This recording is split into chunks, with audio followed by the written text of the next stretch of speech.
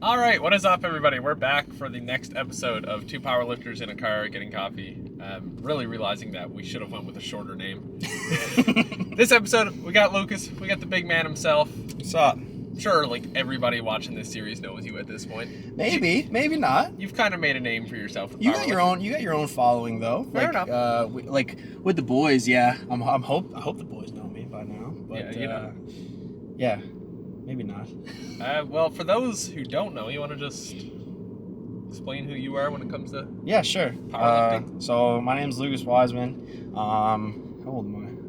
It's like you on that. Okay, yeah, James. fuck you, James. I'm not the only one. No, I'm 25. I've been powerlifting for let's say 6 years, almost going on 7 years now. And I'm a 120 open powerlifter, and I've been around the block a few times. Been through a couple weight classes? Yeah, absolutely. I started off as a very malnourished 93 and stayed there for a bit too long, and then zipped through 105 in a year, and now I am a full 120. Is that all you spent as a 105? Was a year? Literally a year. So my first meet 105, I wasn't a real 105. It was the summer of 2022 in North Americans in Panama, and the reason I got that spot is because there was a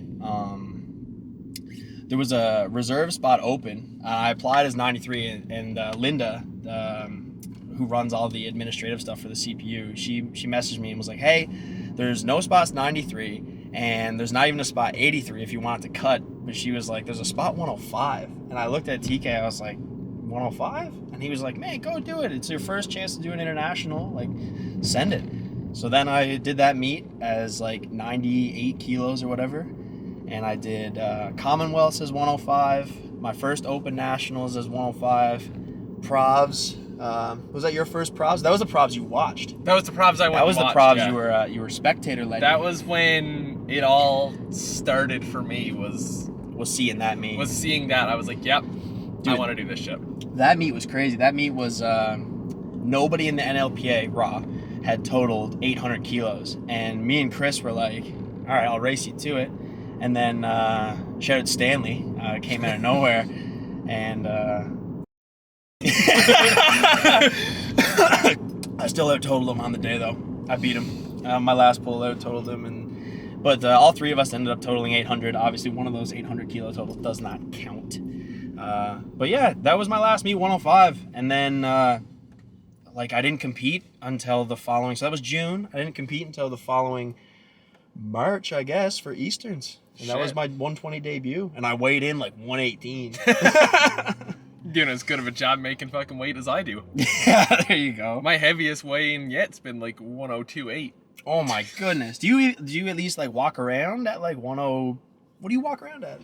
It's 103-ish. No. Listen, okay, so in my defense, losing 20 kilos makes it real fucking hard to gain weight back. Sure, I get it. And like you probably there's probably some like mental component of it too, where you're like I wake up some mornings and if I step on the scale and it's up, my brain you're like bad, Yeah. weight gain bad. But like weight gain is good. I thought the same thing. I remember when I first was 100 kilos, I was like, this is gross. I'm so fat and disgusting. I hate my life. But then I just ate better and trained harder, and then 100 kilos felt great. And now I walk around at like 120 or like 118, and I feel pretty decent. Like there's some things, that yeah. I do have some consequences, of being 120. But always fucking warm. Yeah, always sweating, like constant sweating. My first summer at 105, I remember complaining to like Chris and Dryden and YOLO about like how sweaty I was. And then I had my first summer at 120, and I realized that 105 summer was a joke. Yeah, because in the summer, you're like a extra shirt to the gym guy too, right? I'm going to have to be, yeah, exactly. Well, Because like you do 2 lifts, by the time you're done your first compound, like you're done your squat or whatever, I'm soaked, man. And I think what some people don't realize too is that's one thing just in the summer powerlifting, but people who've never been in the IBW room don't understand what we have it like in the summer. No, we're basically the elements. If right? I'm struggling to make weight now, The second it gets warm and I go back in that room in the summer, it's gonna get worse. You're gonna have to eat some food. You're gonna have to be like Lucas 2.0 and bring a box of Pop-Tarts to the gym. Did he? Yeah, dude. The guy asked us last weekend. He was like, "You guys ever eat during your training?" And me and Yolo have our Rice Krispies, but he's like chowing down. He's a hungry boy. But that's what you gotta do. You gotta pick up some eating, or I don't know. I see you sipping on a shaker. Do you like have like carbs in there, like Gatorade or anything like that? Not like I don't have anything intra-workout. Okay. I could definitely start doing that. That'd be something. I mean, Burry's had me doing that for a while, and I really like it. Plus, like, it's kind of like a sweet treat. It's also like Chris said to me back when I was with Chris and I was struggling to make weight. He goes, dude, worst come to fucking worst, just drink your calories if you have to. Yeah. Oh, 100%, man. Like, liquid calories are so easy, so free. Probably should ask the first question. Where are we going for coffee? Dude, want to go to Robin's? Robin's? Yeah. Do you know where that is? I don't even know where the Robin's is. It's by you know where TSI is over on like Carwood? No, so you're gonna have to guide me. I can guide you. That's no problem. I think Robin's. Yeah. That's never been done before, right? Is this just to not break the tie? Yeah. Is this purely to get... This is to be a standout. You know. Oh my gosh, Lucas drinks Robin's on the reg. No. Lucas does not drink Robin's on the reg. Who knows, man? This might be the secret. I might be exposing the secret to strength, or at least for squat. Yeah, it could be. I seen it was a big squat this morning. Yeah, it was huge. Like, man, whenever the numbers come out, I immediately decipher what's going to be the heaviest set, or where to climb, or where to like chip weight. And I kind of planted the seed. Me, Will, and Yolo were talking to TK about this block, and Will was complaining about fives. He was like, "We always do bench fives." He was like, "Can we not do bench fives?" And TK was like, "Who doesn't like fives, you nut job?" So then we had 4s, 7s, and 8s, and he was like, "See, look, no fives." No fives. So anyway, in the jigs and the reels of that conversation, I said, TK, I'm due for a triple PR. Like, my triple PR was 320, and my double PR is 350. So like somewhere in between there's a triple. And he programmed us three triples today. So I knew what I was gonna do. And then of course, Dryden, the nice guy that he is, pushed his triple to the moon, and it was sick. And I seen that. Like, that's... Somebody commented just then on his post about it being half a kilo under his comp PR for a triple.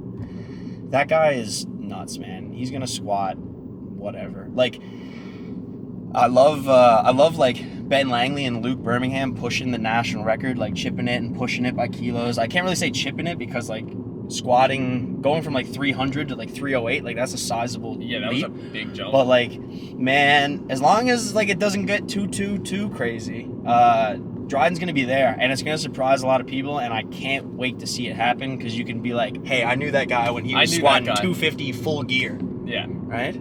Full gear as in equipment, by the way, not pinning. Although, I mean, he is putting on gains pretty fast. You guys wanna cut that shit, Lenny. We're gonna be stood up in class, and they're just gonna show up with testing kits. Hey, man, dude, he'd be pumped. I think there would be a fist fight breakout to who gets tested. Tested. We're so weird, man. We it's like such a rite of passage in powerlifting. Like Matt Genge. So Genge just got bronze at his first Open Nationals, which is like crazy, nuts, right? I got 6th at my first Open Nationals. Like this guy came out of the juniors and immediately podiumed, like nuts.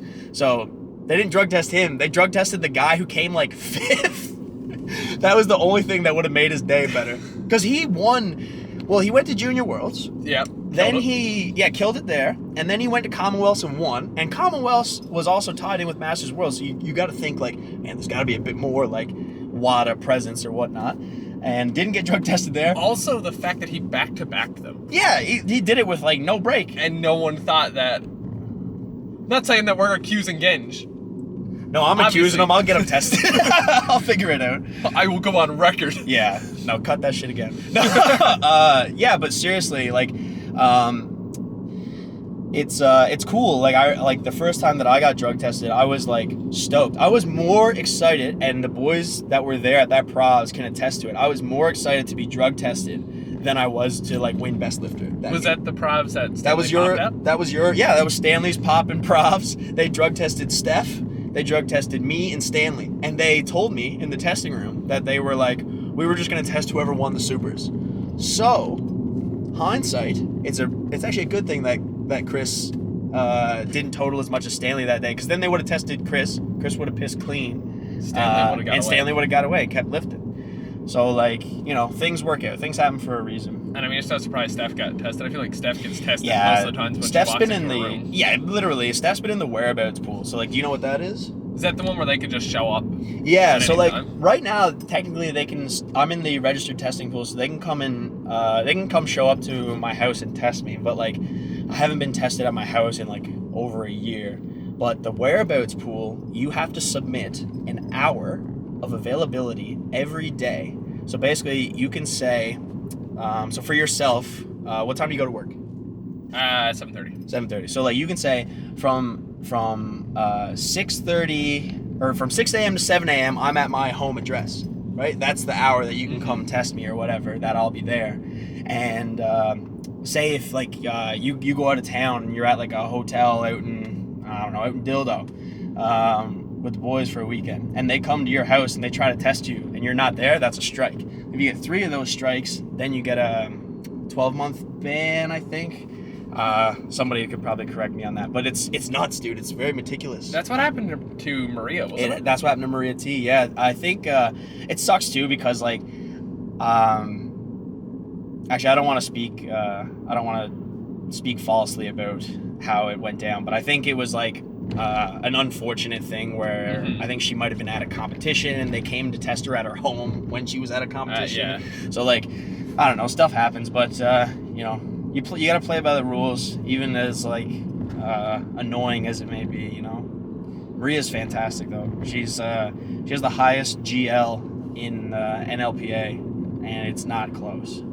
It's gross. What is her GL? I have it on my phone because I'm always trying to beat them. But I think her GL it's either 111 or 113. I think it's 111. Shit. Yeah. So the top 2 GLs NLPA all time. Maria T, number 1. Steph Keen, number 2. Steph has 108.13. I got it down to the second decimal place because I want it bad. And I fumbled. But that's okay. We got time. Yeah, because I mean, we still got a lot of time open, both of us. Yeah. Dude, this is your first year open, man. Yeah. You've done one. You got 1 meet under your belt. Are you going to do Provs? So Provs is the plan. Right now, they still have yet to announce a date. Yeah, okay. Which is worrisome because I go on call the 20th of June. Ugh. So I need to A, know if it's during my on-call week. Yeah. And B, then I have to try and find someone to at least switch the weekend. Right, to get that covered. Lucky for Provs, it's like it's a one and done. Like one day. Yeah. Like It's from the rumors I've heard, it's not quite as big of a meet now as it initially was going to be. It seems like a lot of names are rumored to be pulling out. Yeah, I mean, I've coerced a lot of our boys into going to Easterns because I kind of just want to have a nice boys trip in Halifax.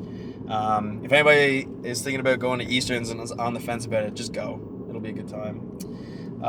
But yeah, subsequently, a lot of the people are saying, okay, well, if I'm going to do Easterns, I might as well just take off Provs. But I want to have some representation at Provs. I know that Kev is guaranteed in for Provs. That's cool.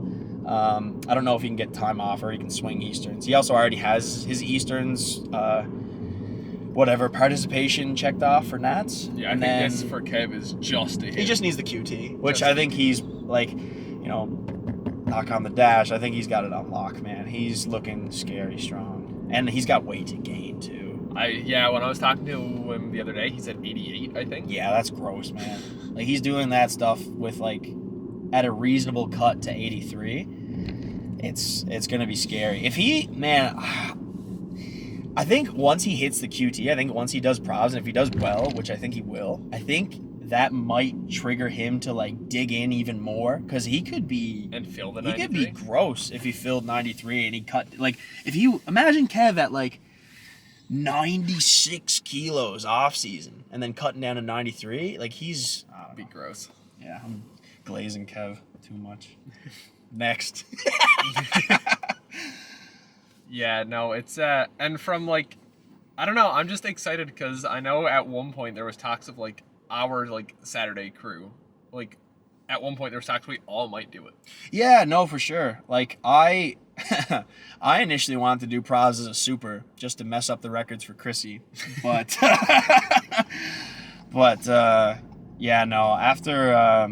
After Nats, I was like, I'm gonna just try to get strong. Like I gotta fix my bench. I gotta make some like big enough changes where the turnaround for probs would be like, yeah, I could do it. I could probably squat something cool, but like I don't know. I'm kind of over that. I kind of want to total something cool. I want something big. Yeah, I want to do big stuff on the other lifts. That'd be nice. Makes sense. Yeah. So how many international or like, yeah, we'll go. How many of each level of meet have you done at this point? Whew, okay. You don't have to count locals because. Okay, I was about to count locals. Okay. If you know offhand. Locals, I've done. Okay, back in my day, it wasn't Bay St. George at the time. It was called Western Qualifiers. That was my first ever meet in 2018. And so locals, 2018, that Western Qualifiers, and then I did the IBW Challenge back in 2020. That's crazy. Yeah, TK and the boys held a meet. It was actually really cool. It was in the CrossFit room. Shit. Yeah, the warm-up room was like, they put a curtain over the rig, and then to the, I guess if you're walking into the CrossFit room, to the left was the platform and to the right was like the warm-up room. It was really cool. I had a terrible day. I cried after that day. That's how bad my day was. But yeah, so I think I've only done two local meets. And then I've done 3 provincials, 2018, 2019, and 2023. I've done 6 nationals. Oh wait, I skipped one. I've done 3 Easterns. I did 2018 in Summerside PEI, 2019 in St. John's. That was the same week as Commonwealth, so like the venue was beautiful. Because we had an international setup for Easterns. Yola was telling me about that the other day. He said there's a picture of you finishing a lift at Easterns, but all the Commonwealth banners and shit it are up looks behind sick. you. Yeah, it's me wearing the flames, which is iconic, and Gino's holding my hand after my third pull, and it's sick, dude. White Lights was at Easterns because they were there for Commonwealths, but they came early for Easterns. That was pretty sick. And then Easterns, obviously, St. John's in March. So 3 Easterns, and then 6 nationals, 19 in Ottawa, 20 in Winnipeg, 22 St. John's, 23 BC, 24 PEI, and 25 Moose Jaw. Woof. And then 3 international meets, 2022 North Americans in Panama, 2022 Commonwealths in Auckland, New Zealand. That was sick. And then the big one, 2024 Open Worlds in Lithuania. Coming out of it with the squat. Yeah, that was man, that was a crazy day, and I wish I had soaked it in a bit more, like not like celebrated like, yeah, I'm awesome, look what I did, but just like really appreciated the work coming to fruition. I don't know if you've seen those memes lately where it's like I hit a goal that I've wanted for years. It's like, okay. It's like I missed a goal that I wanted for a bit. It's like I'm stupid, I'm crap, I want to die. So like we're a lot harder on ourselves for failing than we are nice or complimentary to ourselves for achieving things. Yeah, right. Absolutely. We're less likely to celebrate as we are to just get mad. But yeah, that was sick. That was like I don't know. It's a toss up. It's weird. It's probably that. That was probably the best. That was the best, not total meet. I'd say the best meet I've had where I've been like over the moon happy was Easterns to qualify for Worlds. Yeah. But the best like powerlifting moment was hitting that third squat at Worlds, coming back for the A session and watching the A group from the stands, and then like slowly realizing, oh shit, I think I might podium. Oh my god, I'm guaranteed bronze. If this guy misses, I get gold? Yeah. Yeah, that was nuts. that was that's been like a huge moment. Like I've got like pictures, like a couple photo frames in my room of like me with the squat and then me hugging like Garrett Bentley afterwards, and I've got like my medal and my participation medal. The one thing that scares me about that is that like my biggest fear for powerlifting is that that's it, right? You know, you never know when, like nobody really knows when their peak is, right? No, fair but enough. Like it I remember when I was going into nationals in PEI, I was thinking, oh, I have to get back to Worlds. I have to get back to Worlds. I have to win this. I have to beat Bryce. I have to go to Germany because I want another swing at it. And then I came up short. I had a great day. I mean, kudos to Bryce. He put up a fantastic total. And TK and Dryden were awesome. But that fear, that doubt kind of crept into my head. It was like, is squat gold at World Championships the best that you'll ever do? Right? Yeah. So like, what is that? You know, you gotta kind of push that out of your head. But in the same light, if it is the best, that's pretty cool. But it's not really, because there's only 2 open males who have ever gotten squat gold at Worlds. Me and Steven Cassioli. Cassioli did it twice, I believe, and one of them was a world record, which is pretty nuts. He was like back in probably like 2016. Yeah, that guy's a legend. But yeah, it's an amazing. Like I'm proud of the accomplishment, but I don't want it to be my best. I still want to do more, right? Yeah. I want to. Well, you're always gonna be hungry for. Yeah, exactly. For more. That's like me and Dryden talked about on his episode. It's like it becomes a point, and like you say, not soaking stuff in. You kind of get to the point where it's just a checkbox. Yeah. You hit something that's like, all right, what's next on the list? Yeah, exactly. So like, I love that. I love getting back into training. I love going back to the grind. I love saying what's next. But I guess the big point of all this is that before you check the box and move on, just breathe.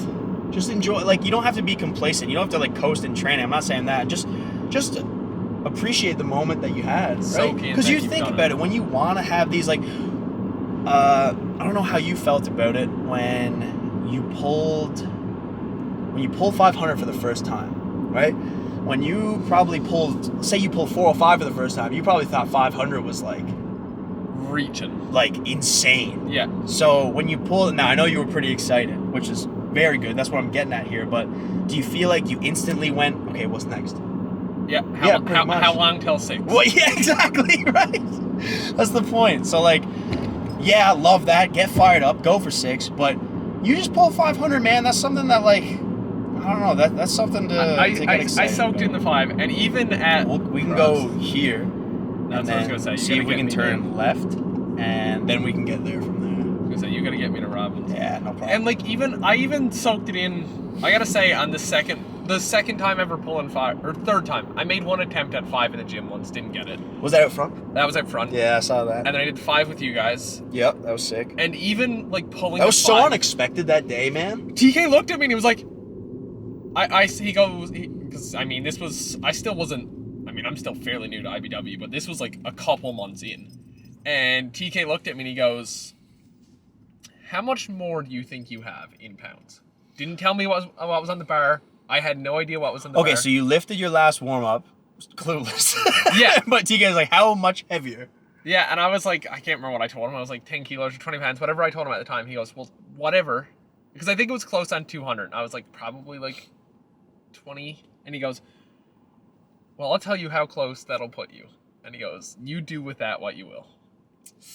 And I was like, yeah, well, guess I'm loading 5. That's sick. You came over on our bar. Yeah, because TK was like, all right, Lenny's pulling that. And everybody kind of like turned away. Yeah, we were like, sure, he can do it. Let him go.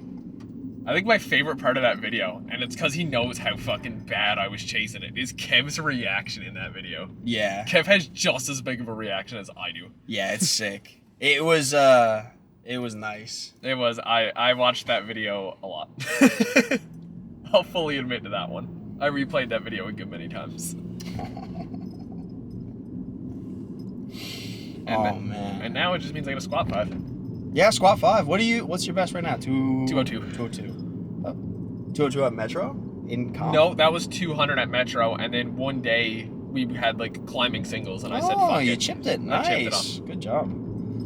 Yeah, The squat took a while for me to get good at. I was never a great squatter. Like back when I was, I guess, self-coached or just kind of running online programs, I was squatting like mid twos, but I was pulling 3. But now I squat more than I pull. That's also like part of just getting fat. Also, we'll go over on the left. Hot dog belly. Yeah. Yeah, I that is more of like a 120 plus kind of thing. Yeah. I never ever noticed, but I think 120 definitely for sure. Like it's the same thing as like I think you might have talked about this already on an episode, but the conventional sumo split. yeah. So like nowadays you're seeing it happen throughout all weight classes because people are just trying shit. But usually around 105, even some 93s, you're starting to see that. Left here? Yeah, left here. But you're starting to see that stance change come into play. Like supers, man, if you see a super pulling sumo, like Kelly Branton used to pull sumo, it looked crazy. I don't know if you know. Do you know who Kelly Branton is? No. Oh my god. Dude, I'm just a baby when it comes to powerlifting. Baby! Kelly Branton was our like okay, I can't do you know who Ray Williams is? Yes. Okay, good. Kelly Branton was like our Ray Williams. Like guy was squatting like mid 900s as a super. Jesus, okay. And he could bench probably, I don't know if he benched a lot. I think he benched like at least 5 and he deadlifted like 300 kilos. But it was sumo and it looked terrible. But yeah, my first nationals, I remember watching him. He broke a national record total at that meet. It was sick. 2 weeks later, he popped for 2 steroids, 2 SARMs, and blamed his supplement company. he was like, I'll only take Canadian protein. And then they folded. I'm pretty sure they folded afterwards. Threw him right under the bus, man. I remember on his post where, like, which is so gutty. Because you know what you were doing. You knew what you were doing. But he posted like, oh man, it must have been that protein powder. And then Ray Williams commented on it and said, hey man, love you, got nothing but respect for you, but come on. Yeah, don't do that.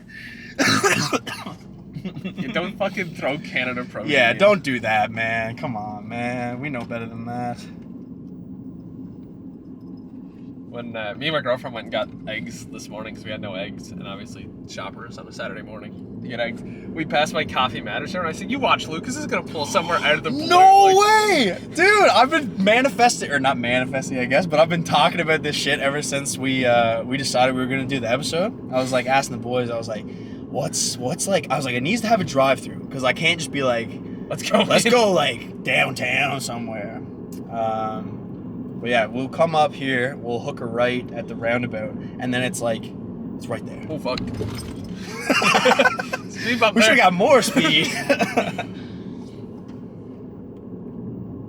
Yeah, I mean, you wouldn't be the first guest on the show to get me out of the car in the middle of an episode. Yolo got you out of the car. And so did Chris. What? Chris, when I filmed Chris's episode and we were talking about the second Metro, Yeah. he was like, have you seen the new location Oh, yet? new Club U. So we went to the new Club U.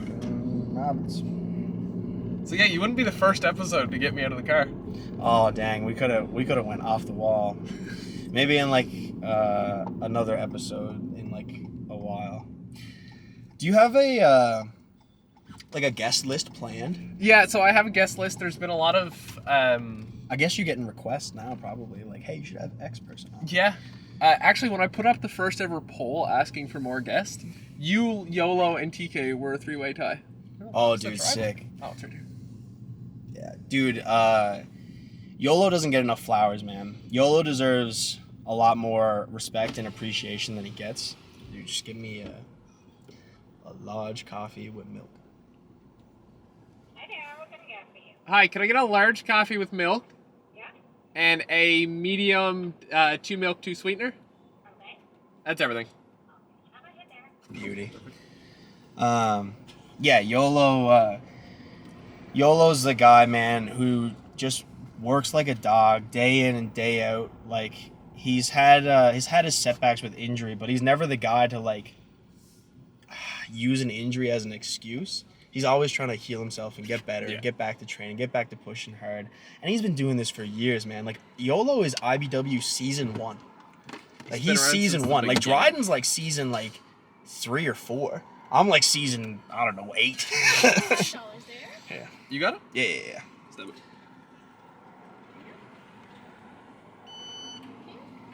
Now, wait for them to say, sorry, we don't take Amex. Card declined.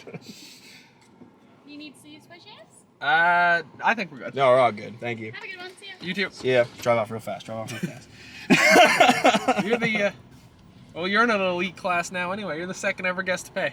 Let's go. Who was first? James. Of course. West Coast boys. Let's go. I think it's because James wanted to go to Starbucks. He knew Starbucks was that's expensive, fair. so he was all like, I'll pay. You know what? I was thinking about it when I was leaving the gym today. I was like, man, you and Dryden drove around for like 2.5 hours. Like, that's gas, brother. Like, I can get the coffee, man. Whoa, Yeah. whoa, fuck. Yeah. You're good. Yeah, I didn't think about that when I started this whole podcast. That long episodes are they're gas. You might have to get into like parking lot. Just like have a green, like put up a green screen and just have like moving traffic. Like they do or on whatnot. movie sets. And Yeah, shit. for sure. Well, to be fair, I never said anything in the podcast title doesn't say we drive around. That's fair. It just says in a car. It just says we get coffee and we're in a car. Yeah. I mean, you asked about future guests. Yeah. I can reveal the ones that are confirmed. Sure. Okay, that'd be cool. So after you was Alicia. No way. Yeah. That's Alicia's gonna that's come a good on. pick. Just as another Nationals episode. Alicia's gonna be the first female guest, first Masters guest. Dang. So a lot of firsts checked off for her. Yeah. Then it's, and I'll just cut it out. I'll reveal to you though. Yeah. Sure. I want to get. Yeah. Holy crap. That'd be really cool. And then Steph Yeah. Fowler. Yeah. And that episode is where we're gonna question the whole premise of the show because we might just sit in the shop. Oh, that's pretty cool. I mean, I think that would be a very cool episode. It also would be like good. You guys just sit down with some like very scrumdiddlyumptious donuts. I think that would be really cool. I'd like to get. Man, we got so many like We have cool personalities and like. Okay, so all the people you just listed off, Alicia, Masters, national champ, record holders, world record. Like, we train. There's 3 people who have had world records. You got TK, Steph, and Alicia. Yeah. That's crazy. So, like, world record holder, boom, sick. So then, next up, you said STEM A. Yeah. So that would be super cool because, How much AKA, she you does. could do one in the donut shop. But then how much she does with like training, like you can just pick her brain about like CrossFit, powerlifting, like bodybuilding, like I don't know, content and stuff like that. That would be really cool. I think you guys would put off a good episode. Is that what doing props? I think he has to. Yeah, I think he has to yeah, he because has he to. has to do the circuit. So he's done a local, and now he has to he's do provs brand new. and Easterns. Yeah, he's more than qualified for Nats. I think he totals a lot. So Yeah. that'll be good. So before I get into the Instagram questions, because Sure. there's one I do have memorized because I didn't want to put questions in myself. Okay. So whenever I do think of something and I don't want to forget it, I text my girlfriend and say, go on the poll on my Instagram and ask this question so I don't forget it. Oh, that's pretty good. That's nice. How does it feel to no longer be the only Lucas in the room? Dude, it was weird at first. That's a great question, by the way. Because TK would be like, Lucas? And we both turn, and I was like, that's weird. Like, no, Lucas is, isn't that common of a name. It's not like a Matt, or like, I don't know. What else is a common name? Anyway, scratch that, cut that, edit that, Lenny. So basically, yeah, no, it's cool because I can't take credit, but when Lucas first started out, he reached out to me about like competing and like gyms and training, and I kind of gave him some insight on that. And then he told me that he was coming out to St. John's to do university. I think he's doing a double major in like math and something else. But he's a real smart kid, and super strong too, dude. He's gonna be something special. We don't have a huge pool of like upcoming juniors that I don't know. Juniors come out of nowhere, so I could eat my words in like a week. But he definitely has the tools to be like the future, which is so what's cool. crazy is that He's 18, he's this bro. strong, and he aged into junior. Yeah, nobody ages into junior. You just get lucky enough to start when you're junior, right? Yeah, no, he aged into junior, Like, which is crazy. how many meets did you do junior? 2? Probs Metro Probs. Probs Metro, yeah. Because I've done 3 so far, so. Yeah, dude, junior. I mean, hey, if you do another meet open, you pretty much broke the junior to open curse.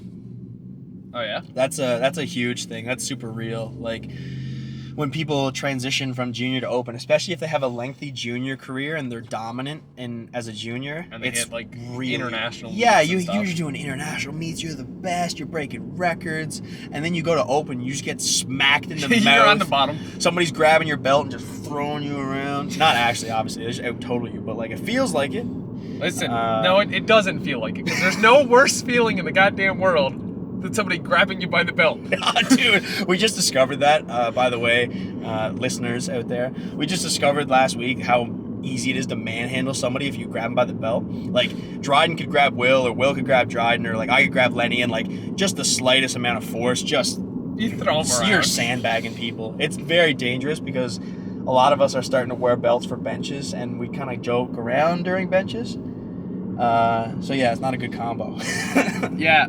Don't try it at home. I've noticed some bench sessions, I really need headphones, and it's not for music. It's just to not hear what bullshit everyone around me is getting on with, so I can focus on the lift. Yeah, that's real, man. And I think like we could do a better job of it too, because I know everybody else feels the same way, but like I need to get a bigger bench. Like I need to bench like 210. I need to bench like 220. Like I need to bench a lot more than I do. So maybe that's something that we kind of nip in the bud, and you kind of focus a little bit more and dial it in. Like, dude, we're stone cold killers on squat.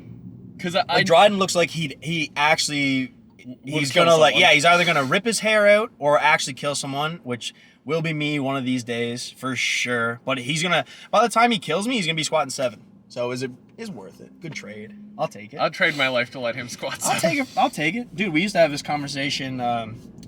If any listeners right now are eating, I suggest pausing the episode. But we used to have this conversation. It was like, what weight would it take for you, like, if you were to squat a certain weight, but you had to shit your pants, what would that number be?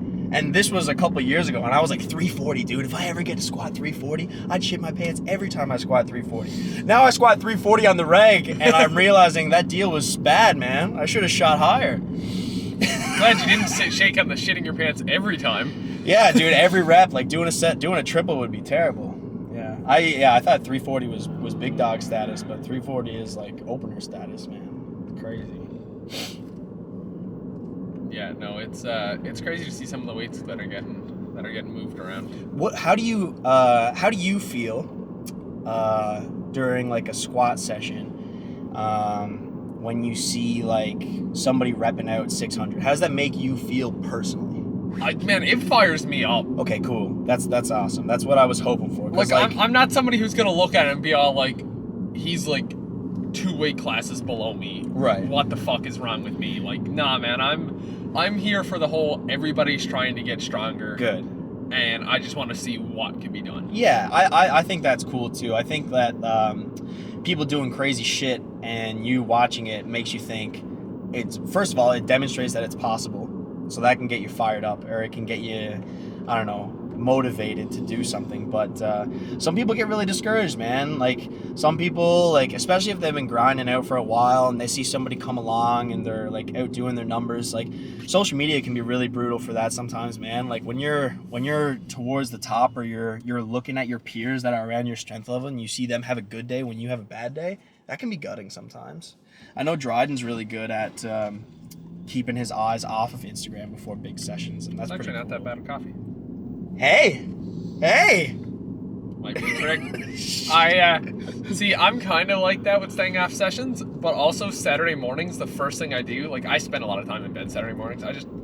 You're a sleep-in afternoon I'm guy. a sleeping guy. That's fair. Not till the afternoon, but like, I'm usually awake at 9, but like just chilling in bed for like a while. That's fair, man. And I know every day around, like, I'm like, what do I have to face today in the gym? And I'll open Instagram and I'll refresh it, and then there'll be a post from you and a post from Dryden, and I'll go, shit.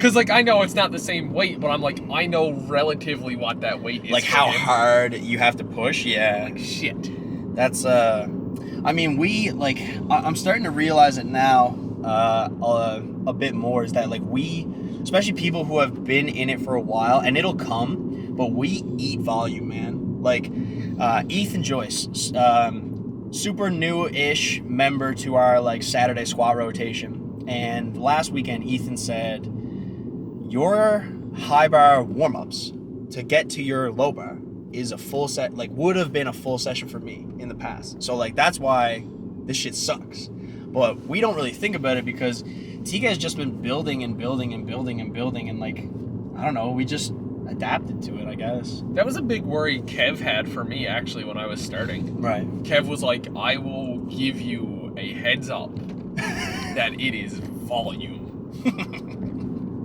And it was rough in the beginning. Yeah. But since that, I've only had 2 injuries, and only one was volume related.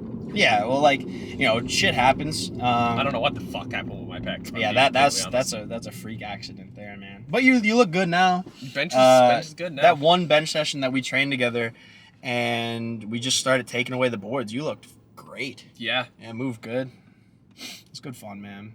I think, and like, obviously, I don't know, some people might disagree, but I think injuries are a part of it. I don't think that you should be aiming to get hurt. No. But like, every good powerlifter I know has been hurt. Yeah. Like, Chrissy is probably the most, out of everybody that I know, like, personally, Chrissy's probably the most meticulous about his actual training, about like his numbers and his rep schemes and his back downs and stuff like that. Like, he's very responsible when it comes to that, and he still gets injured. Like, he had a little pec flare up not too long ago, and it just comes from like training, moving heavy ass weights. You can only move that much weight for so long before your body's like, I need a fucking... Yeah, I need something, or something's gonna go. But like, I don't know, you work around it. It's just part of sports, man. Like, even all your favorite athletes have gotten hurt. All sports have injuries. Yeah, all sports have injuries. Dude, when I was playing hockey, I didn't have like a lot of like bumps, and I don't know, I had like little minor things, but like getting a concussion sucks. Like, yeah. that's an injury. I was concussed once curling, actually. Curling? Yeah. That's a non-contact sport, brother. So, we came in here, this was back when I was in Sea Cadets. Yeah, I got a concussion in a non-contact sport. Well, tell the story now. So, when I was in Sea Cadets, we came in here. No, sorry, it was St. Lawrence, because St. Lawrence also has a curling rink. Okay. We went over there just for like some like sports day thing to go over. Right. And we were over there for curling. And we were going along. Some fucking asshole slides the stone while I'm on the ice, and it clips me in the ankles. You got taken out? Yeah. So, Dude. like, my legs came up level before my body started to go down. Oh my god. Dude, those things aren't, they ain't soft. They're no, And dude. they come quick. And that's solid ice. I got two of my, just fun curling fact, 2 of my old roommates just competed at the Briar. Really? For the first time, yeah. Holy Shout out shit. Daniel Bruce and Nathan King. Competed with under Team NL with Skip Ty DeLello and Aaron Feltham. I know how much that meant to them, because ever since we moved out to St. John's, they've competed at, like, so you win provs, you go to the Briar. And they've competed at provs every year, and they either come like 2nd or 3rd every year, and it's just gutting year after year after year. And to finally see them win one, crazy, bro. So cool. So yeah, we can get into that. Your time before powerlifting, hockey. Oh, dude, yeah, sure. That's something that, hey, that's a good one. I never really talked about this before much, but yeah, I played hockey ever since I was 4, and like that was my like my first love, bro. Like, it was my bread and butter. I played like when I was like super little. I'd play like basketball, and I was in like karate. But then obviously like both my parents worked. They're super busy. And I didn't really have my grandparents to pick me up and like bring me to different sports and activities, because one set lived out in Stephenville and the other set didn't drive too much. But yeah, I played hockey ever since I was 4. Loved it. Loved like the camaraderie of it. Loved the team aspect of it. Was never really great. I was pretty much a shit kicker until Pee-wee. So like you're probably, what's Pee-wee? Maybe like 11 and 12. So that's when I started to like figure out. That's when you're allowed to hit people. That's when body contact came in. So that's when I started to figure out like how to better play and like what I was good at, which was just like stay at home defense. I wasn't really like a point getter. But I had so much fun, man. I played AAA and like Pee Wee and Bantam, and then I played Major Midget all 3 years of high school, and like that kind of like developed my personality, dude. I was a super shy kid until high school. Like in grade 8 and 9, I was very quiet, very kept to myself, had like a really small circle of friends, and then when I made the Major Midget team in grade 10, those guys busted me out of my shell like, I don't know, instantly. And I just became more comfortable, like just chit-chatting with people and just being more open to like meeting people and having a good time. Yeah. But we never, I was telling Yolo about this little tangent here. I was telling him that in my 3 years of Major Midget in high school playing with like the Western Kings, we never won a league championship. So we never won a provincials. So in my first year, we lose in triple overtime, game 6 of the finals. It was devastating, but I was in grade 10, so I was like, we'll get it next year. Next year, we lose in game 6 to the same team in the finals. And then the year after that, my 3rd year, I'm captain of the team. I'm like, this is it. It's our time to shine. Same team, first round, losing game 6. And Jesus. It was devastating. It was just like, you always think that the next year is going to be better, and it wasn't. And that goes back to like my fear of powerlifting. I'm like, what if it never happens? You know, I always thought that like we'd win a title in hockey, but it never happened. So, you know, kind of push that thought out of your heads or sort of write a new chapter. The one thing I love about lifting as opposed to like hockey is that lifting is all on you, man. Obviously, like you got your coaches and handlers who can make some decisions on the day, but it's up to you to lift the weight. Yeah. So like, when I played like senior hockey in Corner Brook with the Royals, or I played senior hockey for a couple of years out here with Harbor Grace, like the CV Stars, it was really fun. But it was like you're heavily reliant on your teammates. Like if you have a good game, you can still lose easily. Yeah. Versus like if I have a good meet or if I'm on, I'm winning. So that's cool. Did you ever play hockey? I played, so I grew up very much same as you, small middle of nowhere. There wasn't much else to do other than play hockey. Oh, that's fair. So you were kind of forced into it? I was forced into it, hated it, got out of it. So Ooh, I did 2 years and got out of it. And then a couple years later, I wanted to fit in. So I forced myself back in for another year and was absolutely miserable the entire time. And I said, fuck this. What was your least favorite part about it? I was a fat kid. Oh, I got you. And I didn't want, like, I don't know, I just didn't enjoy it. I wasn't a strong skater. I wasn't, I don't know.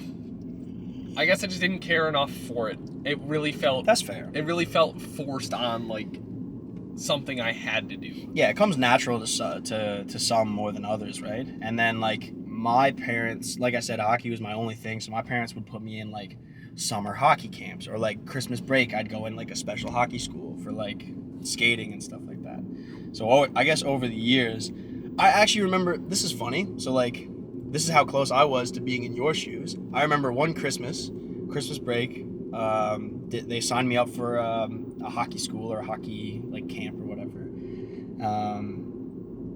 and I was playing like PS2, and I was like, I love my PS2. I was like, I don't want to play hockey. Like, can I just play video games? And I was like, I kind of don't like hockey. I kind of want to quit. Like, I just want to play video games. I obviously wasn't telling my parents that, but I was just like, I don't want to quit. I don't want to play hockey. And I remember my dad saying, like, my dad was pissed. My dad didn't like that, but, like, as he should, because it was a stupid reason that I didn't want to. But my mom was like, if you go to this camp or you have to finish out the year. We've paid for the year. If you finish out the year and you still hate it, then we can talk about it. And remember I finished out the year and I had like a great time, and I never looked back. I was like, I love this. I more so, I really like the social aspect of it too.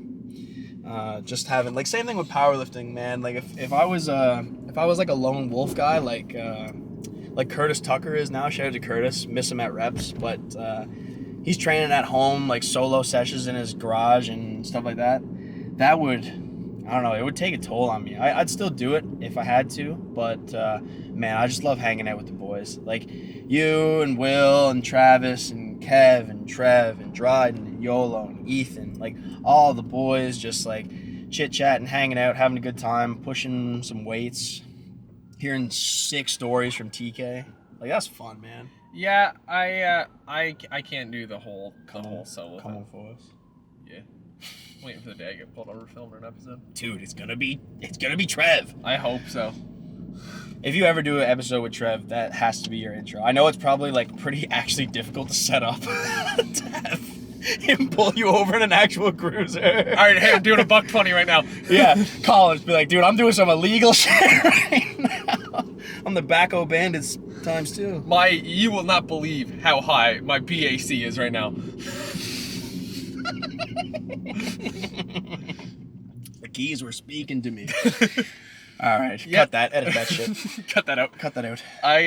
And I think that's what led me into becoming a fat kid, is the fact that that's all there was out home.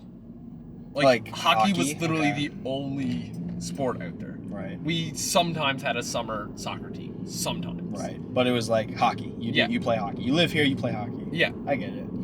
So like that really like spiraled me down the other way, and just not having anything. I always said if we had it out home, I think I would have played football growing up. Yeah, I mean, like, it's nice to have options, dude. Like, sucks. If I had a gym nearby, I probably would have started lifting sooner. Yeah. But my nearest gym was in Marystown, so that was like an hour away. Yeah, that's crazy. Also, we both started at a YMCA. We did. Cheers to that. There's still legends being told of your days at that YMCA. Oh, dude, that makes my heart pump, dude. That's a real prideful moment because a lot of different for anyone who doesn't know, different YMCA. A different YMCA, yeah. I'm Humber Community YMCA, Corbrook, NL. When I'm still not the GOAT. There's been lifters, especially from like the West Coast, dude. Ryan Rousel, the guy who got me into powerlifting, he lifted equipped. He still holds open equipped records for Newfoundland that probably won't be touched.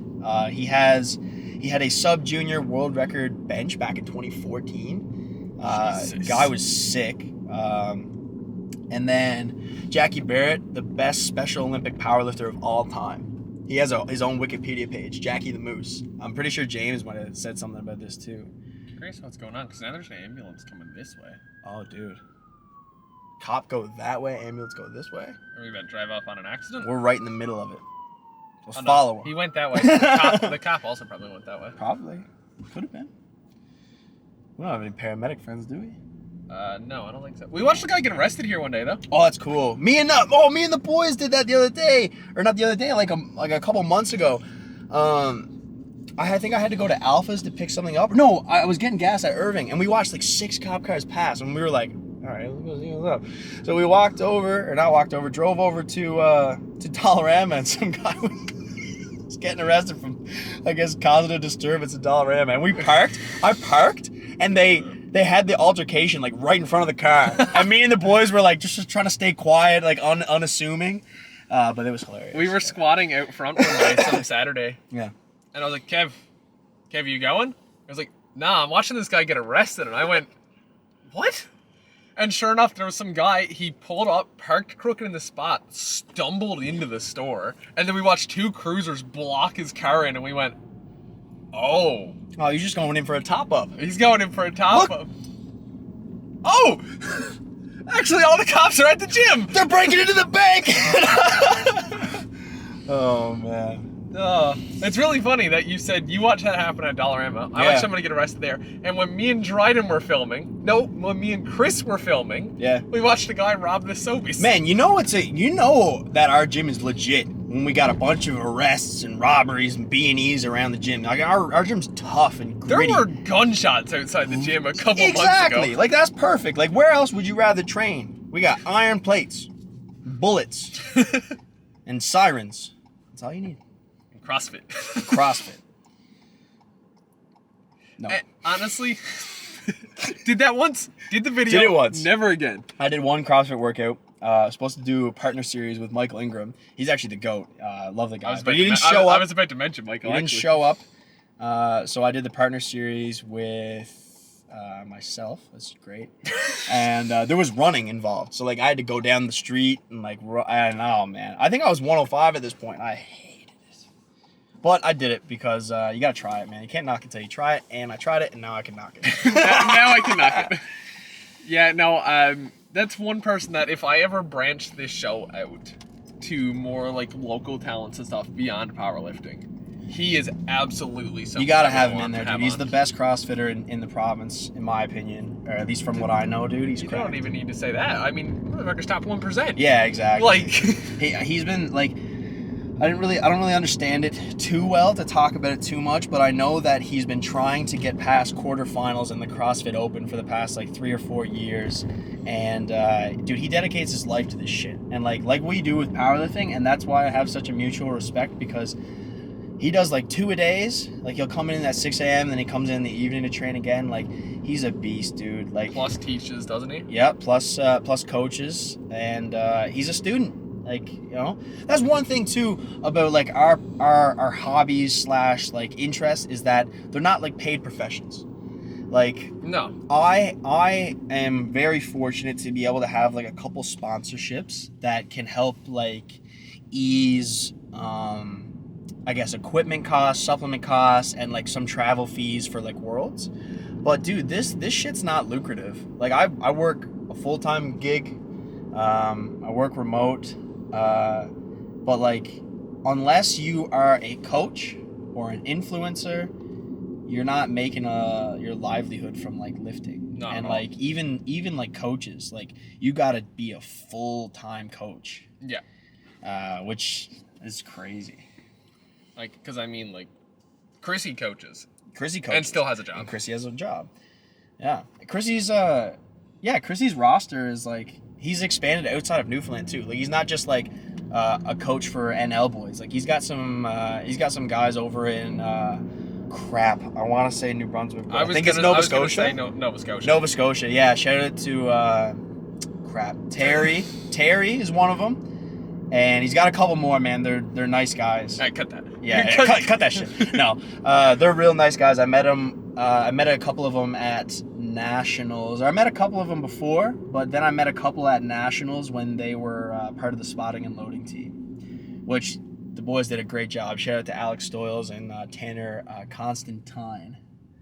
Boys did a great job spotting and loading, despite the Instagram hate that they may have received. Yeah. You're talking that one video of Mrs.'s squat. Stupid. There's this one idiot on bench called the morons for misloading his bar by 2.5 kilos. Bro sucked. Cut that shit. No.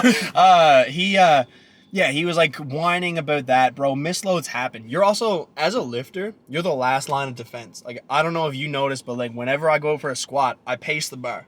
I check both sides. It kind of helps me just get in the zone, but like it's also important, man. Like spotters and loaders load the bar. The head spotter gives the okay to the ref. Ref's supposed to check. All right, bar is loaded. Side refs are also responsible for looking. Jury is also responsible for looking if they're not like just scrolling on their phone. There were a lot of other people besides the spotter and loader. Like they're also dogging it, man. Like, dude, have you ever spotted and loaded? Not at a meet. If you're TK wants me to get good at it for nationals. You gotta do it because dude, it'll open up your mind. I remember my first spotting and loading experience was at Commonwealths, and I was more beat up from spotting and loading than I was from lifting at Easterns the week before, and it gave me such an appreciation for the volunteers. Same thing with like, now I don't think everybody has to be a ref. That's not where I'm going with this, but same thing with like reffing and meet directing. Like that's one thing that Chris and I really dug in on. We had an AGM for the NLPA a couple years back, and they kind of said like, what's our biggest issue? We don't have enough meets, we don't have enough refs. So I was like, okay, I'm gonna become a ref and we're gonna host a meet. And dude, the effort that goes into that shit is real, and like got a lot of respect for people like Jeff Butt, who do it like year in, year out, and shout out to Larry as well. Like putting together that kind of stuff, man. It takes a village, and we're super fortunate to have a really good provincial association. Like Newfoundland is the biggest association out of the Atlantic provinces, and it's not even close, dude. Like Really? Yeah, it's not even close. Like Nova Scotia, I'm pretty sure their federation folded a little while ago, and they had to combine with New Brunswick. So Oh, wow. you'd think, right? Like just per capita, you'd be like, oh yeah, Nova Scotia definitely has a good fed. PEI has some legends too, but like, no, we've got. We're pretty lucky, man. We're pretty fortunate, and we take it for granted sometimes. So yeah, I'm just really appreciative of what we do have going for us in our province. Yeah, I forgot to even mention that. Forgot to mention in Chris's episode too. I mentioned the whole meat directing side of things, but I forgot you guys went and did all the shit for becoming a judge as well. Yeah, dude. Yeah, me and Chris wrote our exams. Chris hasn't done his testing yet, but he can do it at any time. I did my testing in Bay St. George 2023, I want to say. 2023, yeah. 2023. 2024 you handled TA, exactly. Right? So 2023, I did my ref exam, became a provincial ref. Then I refed Provs that was your Provs. I refed your Provs. I think I refed the female session though. And then I was gonna ref the next Bay St. George, but I opted to just spot and load because that's what they needed more at the time. So yeah, just giving back, man. Like you don't have to. I don't think people should be guilted into giving back. I don't think that's fair because A, I know how busy life is, and B, like you're not obligated to do anything, but No. it is nice, man. Absolutely. It is nice. Yeah, that is my plans for. Definitely my plans for nationals, if I can. But also. Do you think Harvey sells coffee? What, dude? What like random fast food restaurant? A&W does. A&W sells coffee. Burger King does, Burger and King. it's not good. Burger King sells coffee? Burger King does it. Burger King does a whole home style breakfast. Does Wendy's sell coffee? I think so. Dude, you could expand this shit. Well, we're never. Those other you said that out loud. Now those other restaurants sitting at 2, that tie is never gonna break because people are just gonna. Alicia's taking you to Starbucks, hands down, guaranteed. Yeah. She probably won't. Yeah, she probably won't see this, so she probably won't change her choice. But I guarantee you, she's gonna go to Starbucks. I think Alicia loves Starbucks. TK also loves Starbucks. But yeah, definitely would like to try and help do some spotting loading or whatever I can at nationals. I also think Provs of next year, I'm probably going to volunteer as well. Yeah, dude. Because if the plan goes according to plan, I hit the Eastern QT at Metro 3. If there's a Metro 3. Yeah, there'll be a Metro 3. I hit the I hit the Eastern QT at Metro 3. I don't bother to lift at Provs. Sure. And then go for Easterns. Go for there. Yeah. Dude, that's cool, man. I wonder where Easterns will be that year. See, Liv's best friend lives in Nova Scotia. Okay. So I was really holding out hope. Oh, for this year, yeah. For the national or the Easterns I go to be in Nova Scotia, because then Right. we'd treat it as a little trip. We'd go up and see them, and then that got announced, and I was like, well, PEI just had like a big Nats, yeah. We're hosting Nats coming up, so that Yeah. all but guarantees I'm going to New Brunswick. Yeah, I think you're right, dude. I think it's pretty well locked in. And assuming Will isn't listening to the podcast, I want to go to New Brunswick. No Funswick, the home of the rotten potatoes. I love you, Will, but I don't want to go to New Brunswick for my first meet I got to travel Dude, for. I'll tell you what though. How sick would it be if we went to New Brunswick? Obviously, it's not going to be near where Will lives because I'm pretty sure he lives in the middle of nowhere. But I would love to visit Will's farm. Oh my That God. would be. How cool would that be? To meet Will's parents and see his feral barn cats. A couple of Gonsters on Will's farm. Oh yeah, dude, that'd be sick. Dude, post meet Gonsters at the farm. I know there's some boys listening to this podcast getting fired up right now. Yeah. Hearing that. Dryden shaking in the Dryden seat. shaking, dude. Yeah. That's cool, man. Gonsters are actually sick. For anybody who doesn't know what a Gonster is, it's pretty self-explanatory. It's a Guinness and a monster combined. It actually should be called a menace because you put the The monster menace. you put the monster in first, right? Or do you? No, you put the monster in first, and then the Guinness just floats on top, so it's like definitively separated. And me and Dryden saw it as like a meme or whatever before PEI Nats, and we were like, dude, we're actually gonna do it. Like, let's actually do it post meet, especially if you have a good day. And I had what I would consider a good day. I still lost, but I had a good day. I totaled PR total, national record total for like 2 minutes before Bryce so kindly took it back. But then we slammed a Gonster in the hotel room, and TK was there. TK was like, that's gotta be gross. And then me and Dryden both looked at each other afterwards, and we were like, it's not bad. So then we mixed another one and sipped it. You imagine sipping a Monster No. Guinness? It's not bad. Then the boys did it after Metro, so it's it's gotta continue. You gotta have a Gonster, dude. It's a thing. I gotta have a Gonster. Yeah, but you gotta have a good meat first. You're not allowed to have them Until I unless have it's good post meat. Yeah, no, that's taboo, man. That's taboo. Yeah, I want to travel for a meet just because of some of the stories I've heard of what it's like after the meet. So good. Traveling for meat, like, dude, if they bring back Gander Worlds, oh my lord, it's gonna be so much fun because you get to stay in a hotel with your buddies, and then you go lift a bunch of shit and you have fun. And then post meet, you make a get lot up of to mistakes. no. You just get up to a little bit of mischief. Nothing crazy, just a little bit of mischief.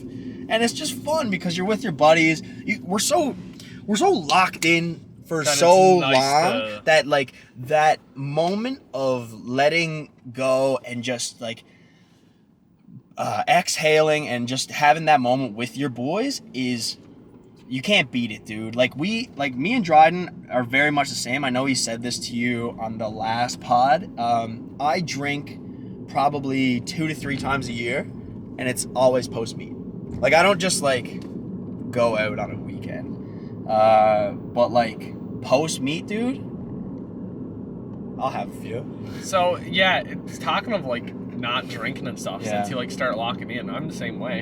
I mean, like I stopped drinking for 75 hard Sure, yeah. and never really went back to went it. back to That's it. fair, because like once you stop for a while, you're like, dude, look how I feel great. So I felt amazing. I felt amazing. Yeah. So mom and my stepdad came over last night and we're playing cards and stuff with me and my girlfriend. yeah. So I had a cooler, and then I got up and I mixed a drink, and I got halfway through like the mixed drink, and I went, "Holy shit! I don't have an alcohol tolerance anymore." Oh, holy shit! I'm hammered. I Hammered was with like- mom. I was like, "Holy shit!" Oh man, yeah, it is nuts though, because that's perspective that you're like, oh shit, I really don't be doing this. No, Right?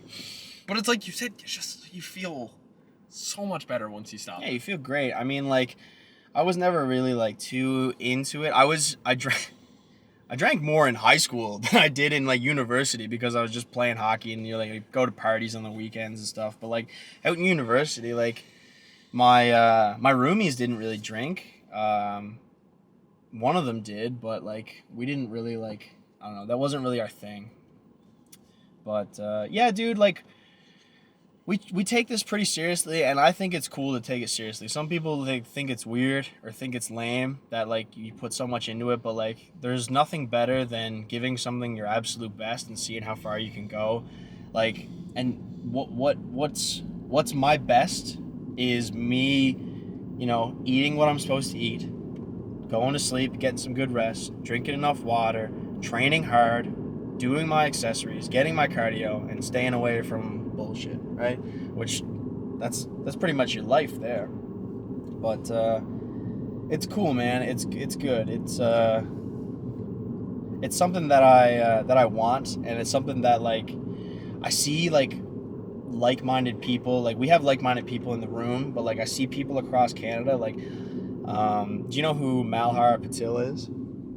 Yeah. 66 national champion. Yeah. So Mally got a lot of shit in previous years for just like for how much I don't know, he's mentioned that like he's gotten shit for how much he cares, and just like people have like laughed or mocked him, and for him to like persevere, do what he's done, become a national champ. He's sponsored by SBD now, going to Worlds, and like he still is posting all this like people like would like I guess cringe at like, you know, like Michael Jordan, Kobe Bryant, Mike Tyson, like, you know, all the athletic greats, and like looking up to them and like finding motivation through them. I think that shit's sick. Like, I think you take motivation for wherever you want to get it. You can take it from anime. You could take it from, I don't know, your peers. You could take it from professionals. Like, wherever you can get it, take it. And just have fun, man. Just enjoy it. Ever since I was a fucking kid, it has been Rock Lee from Naruto. Dude, hell yeah. Motherfucking Rock Lee. Tuning exams, dropping the weights on Gaara. No jutsu, no nothing. No nothing. Dude, if I cannot do, 1,000 push-ups, then I will have to do 1,000 squats. And it's just, yeah, he's gritty, dude. He's gritty. When I was a kid, I didn't like him. Because I was like, this guy's annoying. But then when you got older, I was like, no, dude, Rock Lee's sick. Yeah. Rock Lee's great, and I think for modern anime, like maybe one of the ones leading towards that with modern generation of like just perseverance. I think Tanjiro would definitely be up there. Is that Demon Slayer? Demon Slayer. I don't know. Okay, I haven't watched that, no. But I know a bit about it because when I used to... or Deku's another one. Deku, yeah. When I used to Twitch stream, dude, my chat would talk about anime so much, and I had no idea what was going on. I was so behind. But I've watched a lot more since. I like to watch it while I'm doing my cardio. It helps cardio go You boys got me. You boys got me doing Ippo. Ippo is amazing. I just realized that there's 2 more seasons of it on Netflix, but it's all subbed. And the Reddit says, stop. Just watch the first season and don't. But me and Dryden had this discussion the other day, and we're both thinking, let's watch it and make our own opinion, because fuck everybody else. Yeah.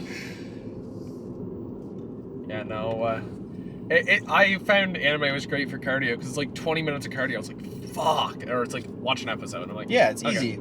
It makes it go by really quick. Like, I need to watch a show. Oh, hold on. What's going on? What is in front of us? Corvette. Something. Race car. Not a car guy.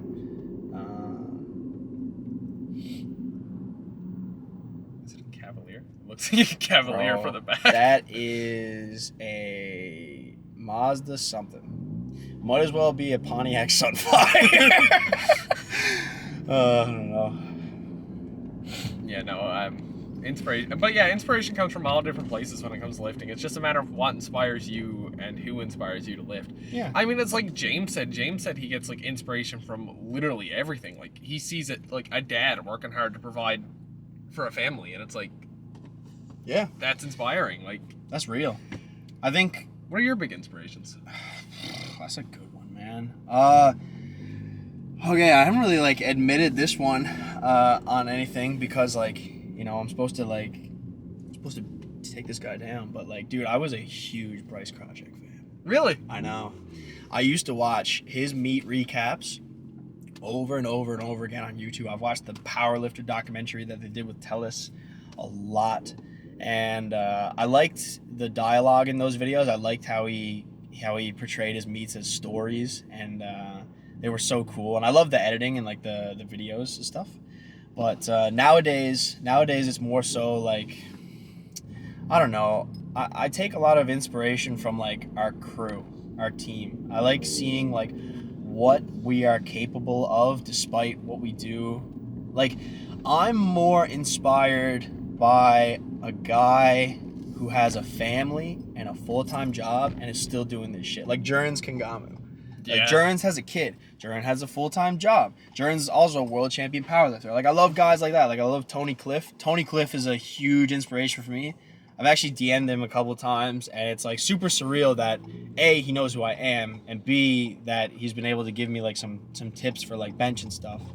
But, yeah, man, like, I think I'm thoroughly inspired by just the guys in the room, like just the people that we train with, and having them show up day in and day out. That's inspiration enough for me. I need to kind of shy away from the motivation side of things and just make it more about discipline, right? There's a lot of days where I don't want to do the stuff that I'm supposed to do that I know will make me better, but I should do it anyway. And I've had spurts of like 100% locked in. Like, you can't stop me. There's no way that I'm not achieving this. And I've had spurts of like self-sabotage where I think, I might as well cheat on my diet, or I might as well skip this cardio or whatever, just because like, oh, things are going good, so I can skip this now. It is self-sabotage in a way, where I'll like mess something up in my variables just for the sake of like everything's going so well. I'm almost afraid of it going too well. Doesn't that sound weird? No, your brain doesn't like. Your brain does weird things. Your brain doesn't like being comfortable. Yeah, it thinks that like. It puts you on edge when everything is going okay. Yeah, it's going too good. Yeah, I don't know. That's pretty real. That's something that I haven't really like discussed like. But yeah, that's something that I want to get better at, is just being a better. I had a meeting with Burry a couple weekends ago. I was basically like, I need to do whatever it takes. I was like, I can't lose again. I don't want to lose Nats again. I want to get the job done. And if I don't get the job done, I want it to be because some mutant beat me, not because I didn't do what I could have done. You know what I mean? So we had a good chat. He's helped me out lock in nutrition a little more. And then he's also helping program my accessories now to optimize like some recovery and also bring up some weak points to help that old bench. Shout out to Burry, man. Shout out to Burry. Dude. No, another person I'd have on if I ever do like hell yeah. guest episodes. Dude, you might have to get a bigger car. That guy's huge. The other video I'm gonna need a bigger car for is especially now with all the murmurings of people changing weight classes and stuff. Yeah. The proposed 105 episode. That'd be so cool. It would be very chaotic, but it would be really funny. You'd almost have to make it a short episode. Can you imagine 3 105s in the back seat trying to be shoulder to shoulder? Dude, pretty funny. I think it'd be pretty funny. You got a diverse group of personalities together like that. It would make for some good content, that's for sure. Yeah, there's definitely some different personality to it. But again, I said it before and I'll say it again. I think a 105 episode would just turn into a Genge glaze session. Yeah, dude, it's way too easy to glaze Genge, dude. He's so good, and oh man, it sucks. I want to make like I've talked to like Chrissy about this before, but I think about like what you want to leave behind when you're done with the sport. So obviously, like, I'd like to leave behind a good impression. Like, I'd like to do more for the sport on like the organizational standpoint when I'm getting towards my end time to really give back. But I also want to ruin the record books. Like, I want I want the 120 records to be like ruined. But Genge is so strong that I can't really ruin them. I can just put them out of reach for a bit. Yeah. I'm just hoping that like, I don't know, man. I can't even, like, he's like, no matter what I squat, like when he moves up to 120, it could be there, which is terrifying. What do you want to do? Just pull like a Jeff Butt or like a TK where entire sections of the Dude, record sheet just like, say Lucas Wiseman? It's crazy. Well, I had 105 and 120 locked up until Genge came to open and stole everything from me. He's not taking my deadlift though. He hasn't taken my 105 total yet either, but he will. He just like, he could easily total more than 815. I don't have any doubts about that. But if he pulls more than 350 at 105, dude, I'll take him out to dinner.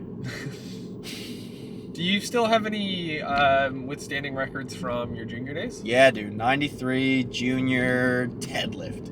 Still holds? Yeah, and 105 junior deadlift, probably. Oh, no, I don't have 105 junior total. That's Genge. Genge beat that. Genge actually has the heaviest junior total in the NLPA. He beat me and Chrissy.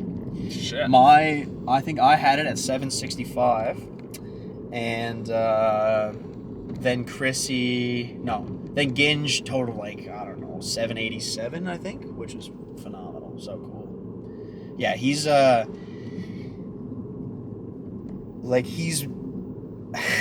he's better than me at every step of the way so far.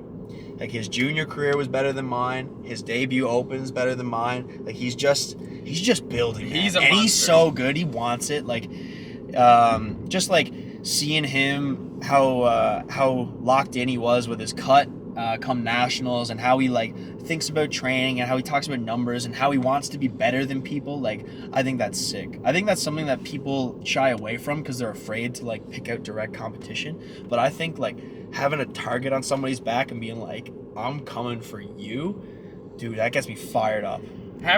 Honestly, it is nice to have like, and it doesn't even have to be like an enemy or anything. In No, dude, it powerlifting, doesn't. like, You don't have to hate the guy. I mean, I get stronger when I hate him. But having ops in powerlifting is great. yeah, dude, having somebody that you're like, dude, when I learned about Rich Davidson, you know Rich? Rich. So Mr. Rich, Rick something from Ontario. When I learned about Rich, this was right after Metro 1.0, and this whole time I was focused on Bryce. And then Rich comes out of the woodwork. The first night, I couldn't sleep. I stayed up scrolling his Instagram, watching his lifts, and everything was better. Like his squat was, I think he had squat more at the time. I think he squatted might have been 350 in the gym, and I hadn't done it yet. And he benched 200 or 205, and he pulled 370. And I was like, I stayed up that night. Like, it kept me awake. I didn't know how I was going to beat him. And it pushed me so hard. I remember he doubled 340 in the gym, and then I came in the week after. My best double was 325. I was like, TK, we're going to load 342 today because I got to beat this guy. And then we did it. And then push comes to shove. Him and Bryce duked it out at Westerns, and I got the job done at Easterns. And yeah, but like without that competition, dude, without people pushing one another, like there's no progression. The 120 total to win Nats 2 years ago was in like the 870s. Not say that's a bad total, but like compared to nowadays, if you don't total 900, you're not on the podium. And it's like, and it doesn't even have to be somebody in the same weight class or anything like that. It's like you and Dryden have the one red. One red, dude, and he's getting so, man, we used to be 100 kilos apart. But then, luckily, he doesn't give me shit about that anymore because we're kind of focused on the one red. But man, some days he makes it so hard. He's so good, man. And me and Will had a very similar conversation the other day, actually. Yeah? When I was telling him what my plans are for, like, next Metro.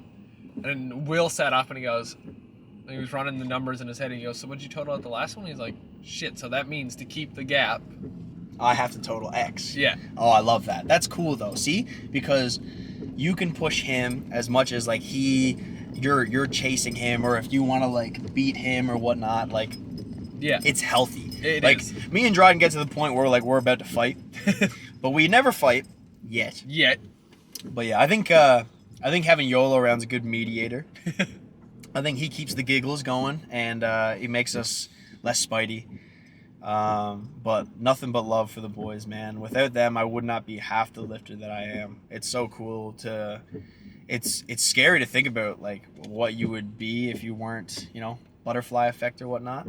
But yeah, if you didn't find lifting. Yeah, if I didn't send TK a DM back in 2021.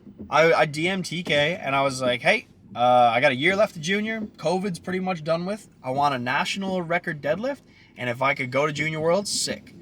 And we worked together online and when I was out front, but I only really started moving the needle when I came in the room and trained with the boys. I can absolutely say the exact same thing. Dude, it takes a village. It comes from, I'll tell you where it comes from. And this was a great thing to have, like, I think YOLO's spoke on it too, but like TK understands it too. TK's a wizard, but it comes from equipped lifting. Because see, when all the boys did equip lifting, you needed everybody. You needed it. So like TK grew up on, or not grew up, but like his early days of powerlifting was all equipped, and like still dabbles. But yeah, in order for a successful equip session, dude, you need a village. You need people to be rolling wraps, people to be wrapping people to be putting up straps for suits, like slinging plates. Like shit isn't easy. And like same for like bench, like holding boards and everything like that. And he kind of took that and moved it into our. What a nice guy you are. What a boy. Makes up for the person I got off. Yeah, dude, we're even now. We're even. We do one more good deed, we're on top. But yeah, it's a lot about camaraderie, and things can get a little bit heated. We love to chirp each other. We like to poke and prod and really press each other's buttons. But man, it's so worth it. The juice is so worth the squeeze. Again, metaphorical juice. We're not juicing. Dryden might be. Dryden. No, yeah, metaphorical juice, of course. Man, I always made the joke, speaking of it, though. I always made the joke that me and my girlfriend had plans to go to Mexico. It was going to be this summer, but obviously, like, things came up. I have an apartment now. I don't have money to go to Mexico That's anymore. fair. Congratulations, by the way. That's thank really you. cool. So now money is just being filtered into the Japan fund instead. That's so cool. But, I mean, it's Mexico. My plan was I was going to take a picture in front of a pharmacy in Mexico. Anyone that just has like the sign up about selling steroids in the window, and I was like, how quickly do you think I'll get drug tested at my next meet? Dude, I think that's effective. I think we need to do roid bait. I think that would help Dryden and Ginge. I think they need to like put up a few sus stories and they'll definitely get their first tests. You know, just find a way to like increase back acne and like post a Yeah. picture of you shirtless and just be like, wait a minute. That guy doesn't look right. I've been accused by people who don't know better. Like people who don't like actually understand powerlifting. But when I first started to like go to 120 and my lifts were moving, I was accused by like common. Same thing I did with Dryden. I forgot that rather than keeping the batteries in my gym bag, Yeah. like I have with previous episodes, I just keep the batteries up front with me so I could just Oh yeah, swap dude, them out easy. at a red light. Quick hot swap on the battery. Are we rolling again? Yeah, we're back. Oh, dude, hell yeah. That was quick. Just like that, we're up and running again. Just like that. You guys missed like 2 minutes. Yeah, we were just talking about Lucas being on drugs. me being hey, allegedly. People accusing you of being not natty, and I told Lenny that I used to take it as like, I still do, take it as like just a massive compliment and it's like flattering. But then when it starts happening repeatedly, it gets a bit old, it gets a bit stale, and you obviously don't want to be like super defensive about it because like that looks even worse. I'm not on drugs. Yeah, I'm not on drugs. What? But yeah, no, powerlifting, like I said, it's a drug-tested sport. It's not a drug-free sport. We're not oblivious to it. But I always go into like every meet, every competition. I'd rather assume that everybody's clean than to be that guy who's like people are beating them and being like, he's got beaten. Yeah. You know, I give people the benefit of the doubt, dude. Yeah, I mean, we like to assume that it's a fair sport, and we're not assuming that anybody's out there to be a bad actor in the sport. So like my biggest, I don't know, I guess the thing that is actually helpful that powerlifting's not like a lucrative sport is that I'd assume there'd be less of it. Because there's no prize. Like you're just doing it, right? You're just doing it to like, and obviously like you gotta be like, if you win and you're like juicing or whatever, I don't know, maybe people have just different consciences, but like I'd hate it, dude. You'd imagine like looking at that medal and just being like, I cheated for this. I cheated for this shit. Alright, well, as soon as that battery died, that's usually an indicator that I should really get into the fucking Instagram. Yeah, how long have we been going, dude? I can't tell now because the camera died, Yeah. it cut. Yeah, we'll get to the Instagram and wrap it up so it's not ridiculous. Alright, so first question. All right. Have you ever pooped on the platform? Not on the platform, no. Shout out to the guy who beat me. I am 0-4 against Mr. Matt Venna. He pulled that off in 2022 St. John's Nationals and won his first open title after shitting his pants. On the squat? It's on squat. That's where Squat Plug came in. That's where the squat plug. That's where the story of the Squat Plug came in. The guy's a beauty, man. I've known him since 2019, my first Nationals. I came 12th. He came first. Oh man, It's a little closer this time. yeah. But I've never done it on the platform. I had a little scare today on my top triple. Let one rip on the second rep, and the boys just yelled at me, and I was like, all right, I guess I'll hit the third. Next question is, what goes through your head on the platform?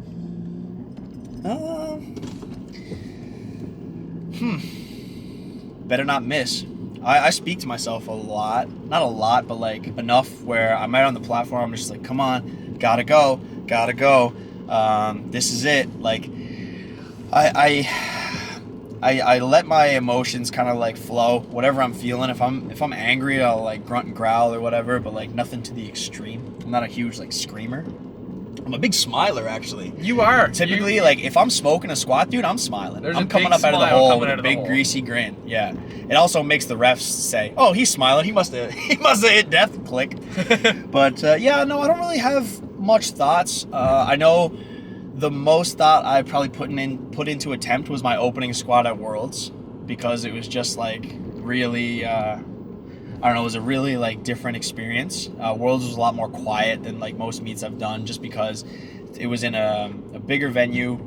IPF Worlds is typically just more tamed, especially for the B group. I was in the B session, so like we actually had a decent showing of people in the stands, but that squat I was thinking like, dude, you gotta hit, like, this has to be hit. Like, I was more nervous for my opener than I was my third, if that makes sense. Yeah, because you had to make sure you got it in. Yeah, just get it in. Like, you're representing Canada, dude. You're representing your country. You're representing the thing that I thought about through most of my Worlds prep. This is a bit of a tangent, but was that not only am I representing myself and like my country, but I'm representing the best 120 in the country. So, or I'm presenting as the best 120 in the country. So I owe it to Bryce, I owe it to Rich, I owe it to Mark Antoine, I owe it to all the GOAT 120s that came before me, like Mark Cardinal and the boys, Jackson Spencer, like all these guys who had sick performances at international stuff.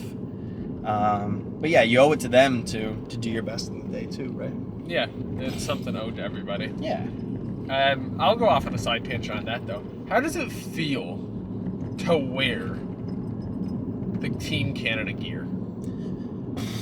Man, first time, like when I was a junior and I was going to North Americans, it was like the craziest shit ever. I remember putting that singlet on in training and I felt like a superhero. But nowadays it's just like, nowadays I realize how much of a gift it is and how cool of an opportunity it is. I probably took it for granted because I got to go to 2 international meets as a junior. But yeah, just being able to wear that singlet is pretty special. Like, especially as a kid, you grow up playing hockey, you always watch the World Juniors. You're like, that's the epitome, that's so cool. Like, imagine if you could do that. And then you get to represent your country in a sport. And yeah, there's not quite another feeling like it.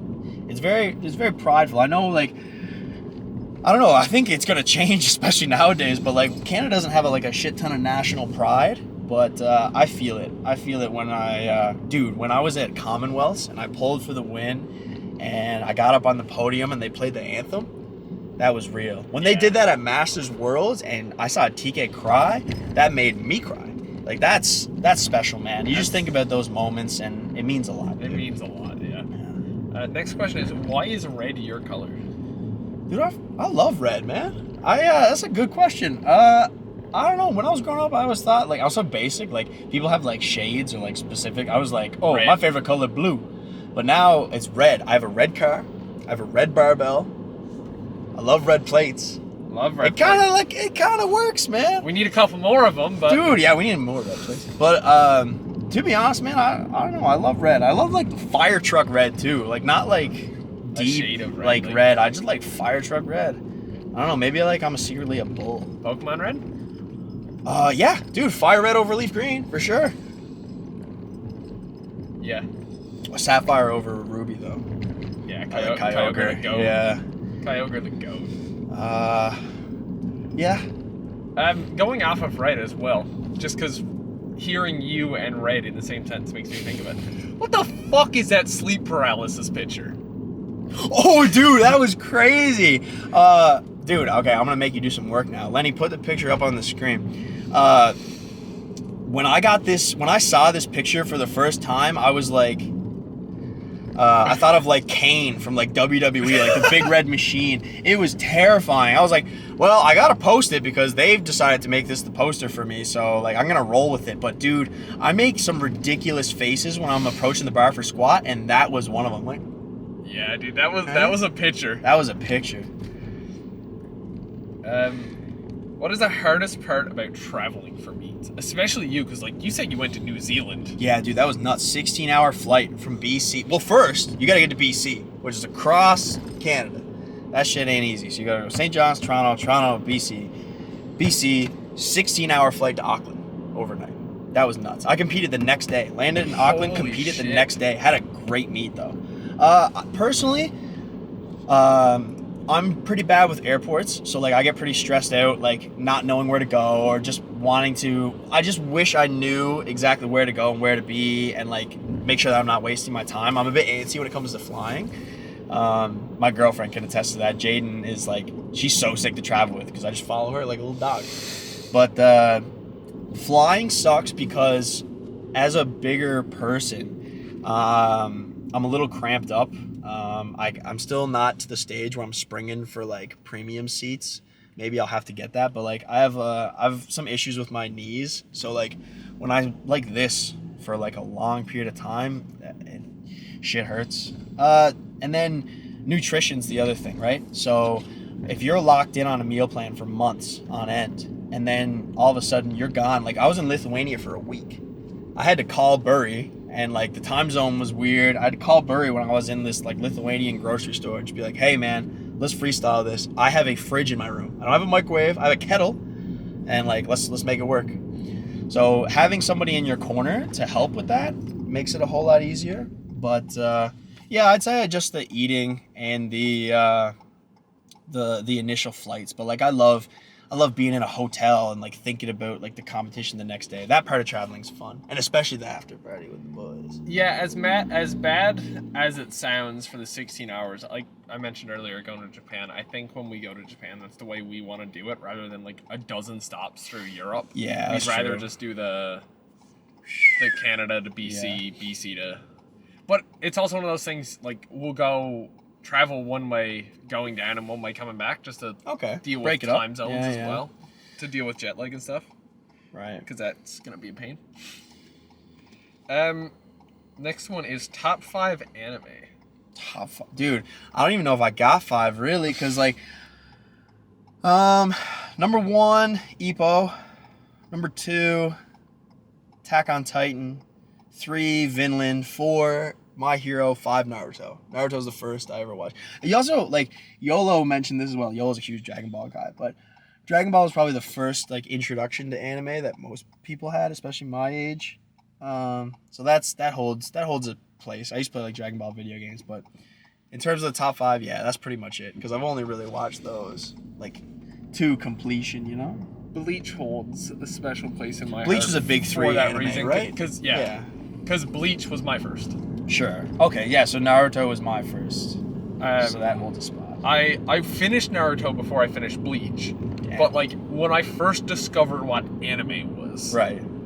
Like, aside from the Pokémon anime. Like, when I first discovered what, like, an actual, like, grittier anime was. I was, like, a kid staying at my nan's, and I seen... You were just up late one night? Yeah. And I was like, what is this? It used to come on, Naruto used to come on, like, 2:30 in the morning on YTV when I was a kid. And I remember setting alarms for 2:30 and not waking up to them. My mom would come in my room, shut off my clock, and the next morning she'd be like, Lucas, why are you setting alarms for 2:30? And I'd be like, shit. How am I not waking up for this? DS under the pillow. Oh, dude, big DS under the pillow, kid. Yep. Next one is... the same what the car. fuck? It's the same car. Next Pontiac one Sunfire. is rank the Rocky movies in order. Oh, all of them? Am I including Creed? Doesn't no, specify. Let's go Rocky. Okay. Best Rocky movie is Rocky 4. That one gets me going the most because it's the American versus the Russian. It's just tension, right? Also, like, there's no spoiler alert. Rocky's been out forever. Yeah. Apollo dies. That's crazy. That's like a huge like development. And I'd say right behind that is Rocky 3. Love Clubber Lang. Love Mr. T in that. That one gets me going because Rocky admits he's afraid. He's afraid to lose, which I find that's real. After that is probably Rocky 2. So 4, 3, 2. After 2 is probably Rocky Balboa. That's the one where he's an old guy. And he's coming back. And the what is it? The antagonist in that movie, Mason Dixon, is a brutal one. He sucks. Like he's the worst written like Rocky villain or whatever. So that's why that one's so low. But the quotes from that movie are so like it's not about how hard you can get here. It's about, you know what I mean? Yeah. Like, then Rocky 1, and then the worst one is Rocky 5. That Rocky sucks. That was when Rocky doesn't even really fight. He trains a guy, and then the final fight is Rocky beating up this guy in the street. What the fuck? Yeah, it's Tommy. It was a real boxer at the time. Tommy Gunn, I think. He was an actual like professional boxer, and then he fell off a cliff after the Rocky movies. I think he was into like drugs or alcohol or whatever, and it kind of derailed his career. But that movie sucked. That's my least favorite. But I still watch it. Next is, what's it like being an actual certified forklift driver? Dude, I love driving forklift. So are you? Yeah. So like, okay, obviously it's expired now because I haven't drove forklifts in years. But You were forklift I think it's certified. hilarious because like obviously Jess Bittner holds the nickname of like Canadian forklift. Such a badass nickname, by the way.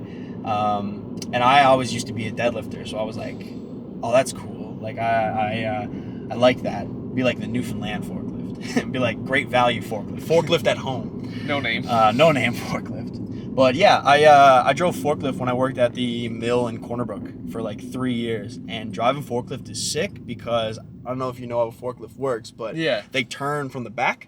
So everything feels like you're drifting. You're drifting all the time. And it's so sick. Next one is, do you subscribe to any sports psychology theories? I don't know if I could like list off any actual theories, but I do believe in a lot of like I guess like, to put it broadly, kind of like manifestation or just internal confidence, because one of my favorite hockey players, Nathan McKinnon, he had a fantastic rookie season. His subsequent 3 seasons, he was worse than his rookie season. And he spoke about during that time how he was really down on himself, and every time he would score, he'd be like, well, I've got 10 more in me for this year, like selling himself short. Then he saw a sports psychologist, and boom, next year he puts up like 99 points, and he just changed his attitude towards the game. And I feel that really happens a lot to us on like Saturdays and stuff like that, where mental preparedness is more like evident. So like nobody trains on Fridays, so everybody's like thinking about their big session for Saturday. Everybody's thinking about these numbers that they have to do, and everybody always shows up on Saturday. Everybody has good days. I think it's a lot just to do with how much you care and how much self-belief you have. Like, I think that I used to do this like running bit with the boys where like every time I'd say it, I'd change the percentage. I'd be like, powerlifting is 50% physical and 50% mental, and then I would just keep going up till I was like, it's 99% mental, man. You don't even gotta like work really. But I do think that if you're not like mentally training with intent, or like if you genuinely don't believe that you can do something, you're not gonna achieve it. So like, I don't know if that's really a good answer to that question, but I do believe in the power of the mind. You do gotta believe in yourself. Yeah, when it for comes to sure. lifting. Absolutely. What's the secret to a record-breaking squat? Oh, dude, Tom Keane. WWTKD. WWTKD. And like, honest to goodness, it's actually like it's all him, dude. I trained with this guy for a couple years in my old friend DJ Clark's basement at 5 a.m. This guy's name is Nathan Hayden. Shout out Nathan. He's an ultra marathon runner now. This guy's sick.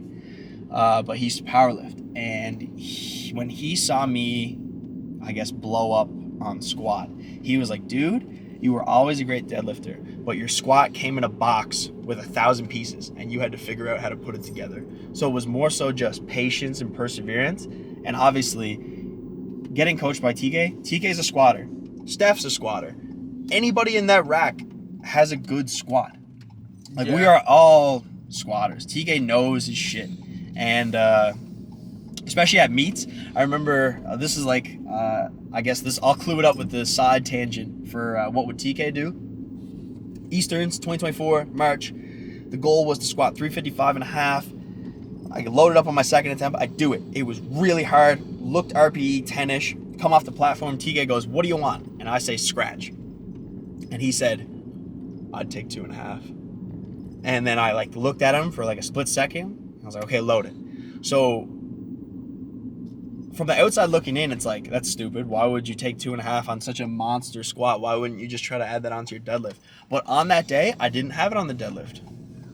So in hindsight, it all worked out. So I went out for 2.5 kilos more for 358, and I actually squatted better.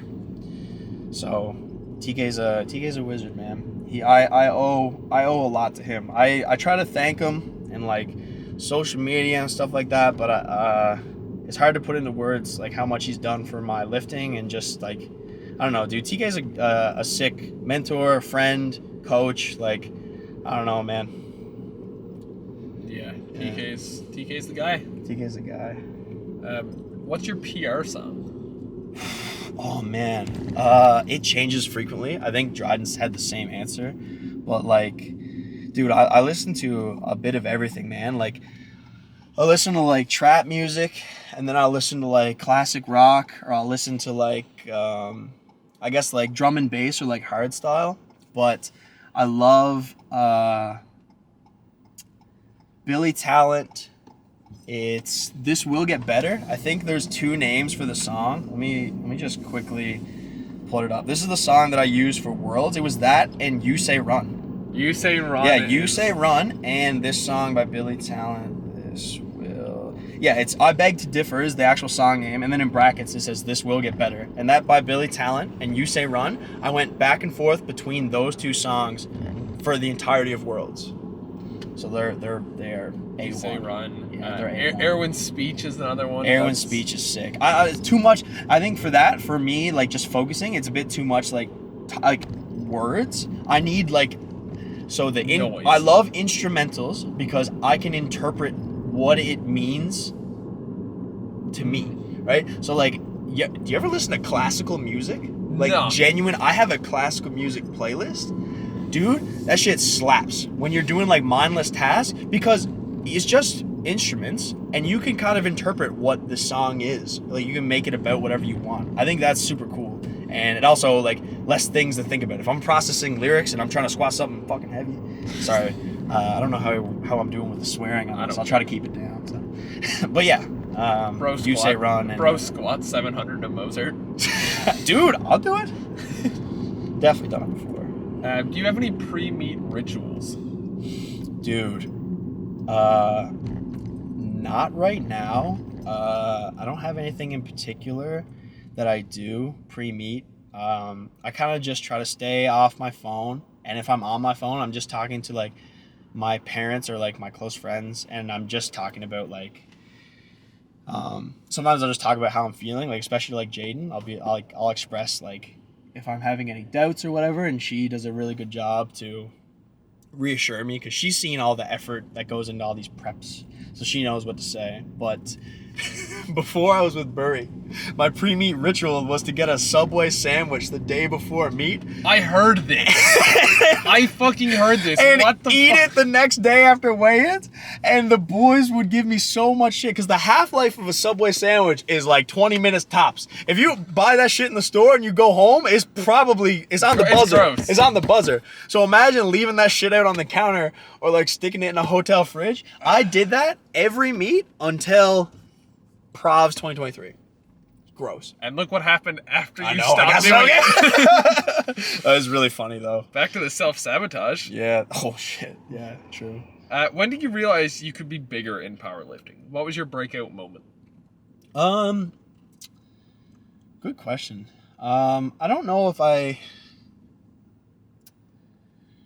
don't know. I didn't really. I believed it. I really did, because I did believe that I could be better. I always wanted, like, I always had big goals. Like, I always wanted to like podium at nationals, and I wanted to do international meets.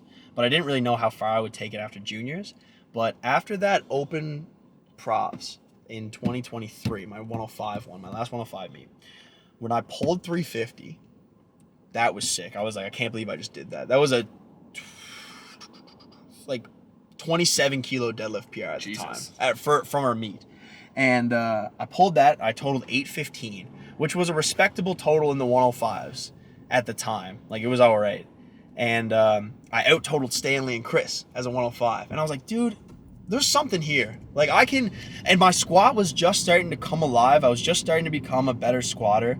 And then we had the discussion about we had this like little like idea, this little blip of like, geez, all these like regional meets are being used to qualify for Worlds. Like, what's the plan? And I was like, well, I need a total 885.5 or 886 to go to Worlds as a 105, or I need a total 877 to go to Worlds as a 120. So why not try 120? Yeah. Had a discussion with Jaden first about me getting fat, and she was hesitant because when we met, dude, I was 200 pounds. Yeah, I was a 93. You were a 93. She's been with me from 93 to 120. She's a keeper. But yeah, I believed. I'd say I really started to believe it, leading up to like that Easterns, when people were starting to like, people that I had known for a while were starting to like follow me or like my posts or just message me and be like, this is crazy, this is good. And I'm like, holy crap, I'm getting kudos from my peers that I didn't think knew who I was. And then to become like more known, it felt like, okay, well, I guess, you know, this is possible. I can do this. I deserve to be here. I'm capable. And yeah, just kind of like confidence snowball. I remember the King of the Lifts comment was that was big cool. one. Yeah, that was really cool. I like that. And I got posted on a similar page one time, and I was like, man, that's cool. Like, this is cool. All right, now for the question that you knew was coming. Rank the boys. Cut that shit. Rank the boys. If you don't answer, you stink. Okay, well, this is from Will, probably, because he wants a better rating. And I'm going to give it to him because we're not going to say, we're going to change the H. We're going to go from handsome to hot. So, Will number 1. This is tough. I didn't really plan it out besides Will number 1. Okay, so the reason why Will's number 1 is YOLO's the most handsome. I think that's undeniable. But for like a hotness scale, I think I go with Will. Will's a bit bigger scale-wise. YOLO's jacked as shit. Will's got sick hair. I'm just glazing Will. Sick beard. Looks good with or without glasses. You can't knock the guy. He doesn't have. There's nothing that's not going for Will. He's smart. He's gonna have a great job, great career. He's going to crush his exam. He's already crushed his exam when this episode comes out for CPA. And then after that, it gets dicey. Because, see, I'll tell you what. Here's what I'll say. YOLO's the most handsome. Will's the hottest. Dryden's the cutest. Everybody gets... Dryden's a cutie patootie. Dryden... Grab my belt. Dude, there was one time after PEI Nationals where I just pulled my last deadlift to put me into first, and he jumped up and hugged me, and I grabbed him, and he wrapped his legs around my waist like he was my girl. Oh, dude, yeah, Dryden's a cutie patootie. All right, that's where we're gonna leave it. We're gonna give them all 1s on their own scale. So who's taller, Dryden or Jaden? Jaden's taller than Dryden. Is she? Yeah, she's taller than Dryden. Jaden, don't skip this. Cut this. Sorry, Dryden. Yeah.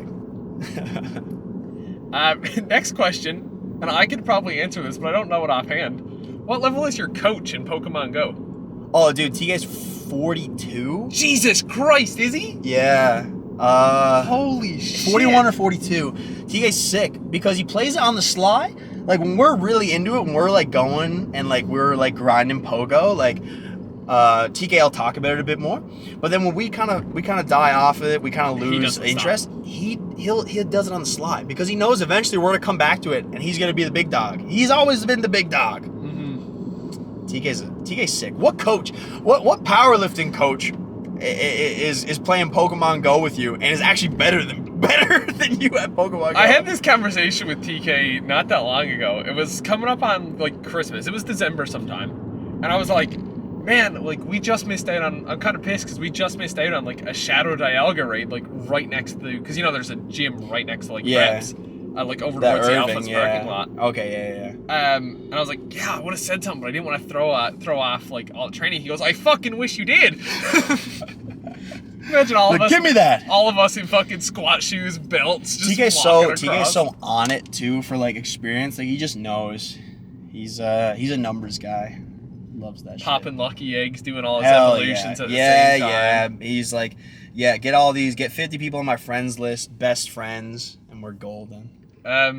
Next question. Whose water is that? Whose water is that? Dude, me, Chris, and Ginge. So allegedly, they said that the Moose Jaw tap water was safe, right? We didn't buy that shit. People were also like, dude, there was norovirus going around. I was in gonna Moose say, Jaw. I listened to the Red Plates episode. People were like losing their guts, so we were like, we're not chancing that thing. Ginge was on his gut cut. He was eating cereal and almonds. And me and Chrissy were doing meal prep, so we were cooking like ground beef, rice, chicken, rice, and like we were getting the hotel breakfast, which looked sketchy, but turned out to be great. But for water, we bought the 4 liters, like around 4 liters. So we bought an absurd amount of those each. And by the end of the weekend, we had probably like 16 or 17 4 liters in the corner of the room. And of course, all three of us going around with a jug life like a bunch of gym bros constantly. Whose water's that? Whose water's that? Whose water's that? And we realized we were saying it so much, we just made it a running gag, dude. It was so much fun. Dude, I had a great time with Chris and Matt at Nats. They're fantastic, man. It was so much fun. Besides the competing part of it, Nats was sick. Besides the meat, it was sick. Now, I'm so glad that I flash questions on screen as they're asked, so it could show that I'm not the one phrasing this question this way. Okay. How long can you stay 50 kilos ahead of little pee-pee in the squat for rep work? For the end of time, bro. I know earlier on the episode I said he was getting close. He's not getting close. He's not getting close. I was just being nice. Yeah, you think, oh, Lucas has been so nice this episode. He's been glazing the boys, saying how much he loves his friends. He's never getting within a red of me on stuff that means something. I'm doing it. Everybody knows the most important set of the day is your 4th set of high bar. I'm kicking his little butt. All right, you think that was good? I think it was good. And the final question is, do you think you can get a gold medal from the sea flight at your next Worlds? Oh my God, who said sea flight, motherfucker? I think, yeah. I'll tell you what though. Since Rondell Hunt, this is actually crazy that I'm actually talking about this, but Rondell Hunt's not allowed to go to Worlds this year because there's still some turmoil with the Trinidad and Tobago Federation and the IPF. So maybe he'll get to Worlds next year in 2026. So hopefully, I'm really hoping. I don't know if anybody going this year really has the capability to do so. Probably. Yeah, I don't know. Mohammed Sahad could come out of nowhere and get one, but like, there's a couple guys from the States that might be able to do it at NAPS because they're just like, they're single lift specialists. But the squat world record is 386.5 right now by Dennis Cornelius, set back in 2017 at Worlds in Belarus. And next Worlds I go to, I'm going to swing for it. So if they can break the squat world record and I don't get a gold medal, sure. But I'm swinging for it, man. That's I don't know, that's like once in a lifetime opportunity. Because once Rondell gets to Worlds and he has his way with the records, it's going to look terrible. So I got to at least get it while you can. Yeah, because if I'm if I'm B-flight again, I get to go first. So strategic. Yeah. Yeah, dude. That'll be fun. Yeah, hopefully everything works out in St. John's and I get my redemption and then I get to go be on the world team again. St. John's Nationals is going to be fun. It'll be great. It is not going to be good for my heart because of the amount of coffee I'm going to drink. Because you better believe that all of these powerlifters in St. John's, I'm sending so many Instagram DMs. You're gonna have like 8 coffees a day. Be driving around at 3 a.m. through Shea Heights with the boys. Just vibrating. Yeah, vibrating. What if I did what if I convinced them to do a full reverse Red Plates episode? We did the full Red Plate Red episode Plates in a car, getting coffee. Man, they're hilarious, dude. I really like hanging out with those guys too. I really hope they come to Easterns. Kyle, Luke, Trevor, Dale too. That'd be sick. Anybody else who wants to come, feel free to come. It's gonna be a good time. But Trevor and I get along super well. We have like friendly competition for our squats, and he's also giving me some like big bro advice too, and like life, which is pretty cool. Luke, I've known of Luke since 2019. I remember watching him lift at nationals then, and I remember seeing him blow up on like TikTok and then squat a national record 74 at St. John's 2022, and yeah, he's a super strong guy, super nice, like genuine guy, like a person that you'd actually want to hang out with. You know what I mean? And then Kyle as well, very similar. They're all stupidly strong squatters. I'm realizing that I just like people who squat heavy. It's all about the squat. It's all about the squat. Yeah. It must be nice to have these squat rivalries with people in weight classes above you, though. I love it.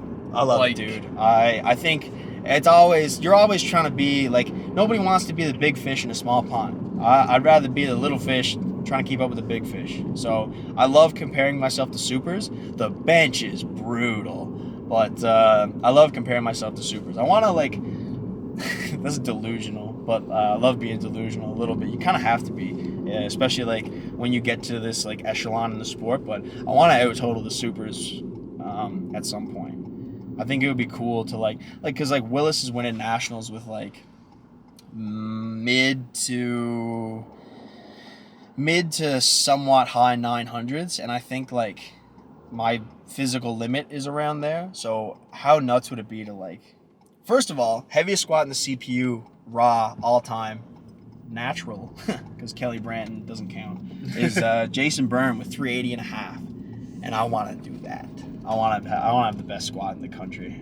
That would be crazy. That'd be cool. At 120. I don't want to do it as a super. Push comes to shove, whatever. But yeah, best squat in the country would be sick. I also want to get my deadlift back, dude. I know that I can. I do have a lot of work to do. I do have a lot of cleaning to do, but I know that I am capable of more. King of Sumo coming out of retirement? Holy crap, dude. That handle aged like milk. Imagine losing. Oh my God, Lenny. They're going to put me in the hurt locker right now. Losing nationals, missing 2 sumo pulls, and King of Sumo, that guy is definitely... That is not a ghost. That looks so ghost. It might be a retired ghost. Somebody bought a used ghost. Dude, I'd love to own a white Taurus for that reason. That's pretty Just fun. Everybody's slowing down the second they see you. Yeah. But yeah, I guess we'll get into like the closing up usual Sure. round questions. Go-to cheat meal. Me and Jaden usually have a cheat meal every weekend. I really love manna, breaded chicken sandwich on a pretzel bun, or a big ass burrito from Quesada. Those are my. I like good food. I like good food, but I like quantity more. As a big boy, I like having a good quantity of food. Still have yet to have quesada. Oh, dude, big ass burrito. It's gonna cost a lot. You're gonna be like, what the hell? But it's just monstrous, man. It's like the size of your head. See, and it feels cheating to me because I am so loyal to burritos on top of the road. Nah, dude, you gotta go. You gotta go there. You gotta try it. But exactly, I gotta try it. And ever since I've been like praising Chipotle, tier list is quesada. Don't make me edit another burritos. tier list. No, quesada, burritos, mucho burrito. Dead last is fat bastard. That absolutely that sucks. That is you're hammered at 3 a.m. and you want a burrito. You left Mustangs off that list. Ooh, they're almost, I don't know, man. To me, Mustangs, the size you get for the price is what gets it. Yeah. Dude, like last time I had Mustangs, it took me 2 sittings to finish it. Like You gotta eat more, brother. Listen, man, lifetime 102 here. No, I need you to be 108 cutting to 105. You're gonna be so strong, your bench would love it. Right now, I have set in macro factor to set me to 106.5. That's cool. That's good.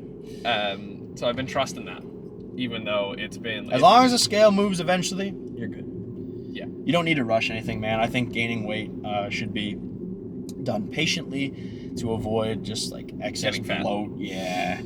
And it's just not comfortable when you do it in a rush. But slow build over time is fantastic. Yeah. Morning or night person, regardless of training? Dude, I'm like, I don't know. Sometimes I have a hard time getting up in the mornings and getting myself going. And then like I'm not a night. I say morning. because I'm not a night owl, dude. Me and Jaden are like old folk. We You go to bed at early. 10? Yeah, at 10. Literally like 10:30. I'm like, time to go to bed. And she works. She's in her third year med school. She's gonna be a doctor, and so she works like crazy hours right now in clerkship. She's like up at 4:30. So like, yeah, she'll go to bed early with me. We're sick.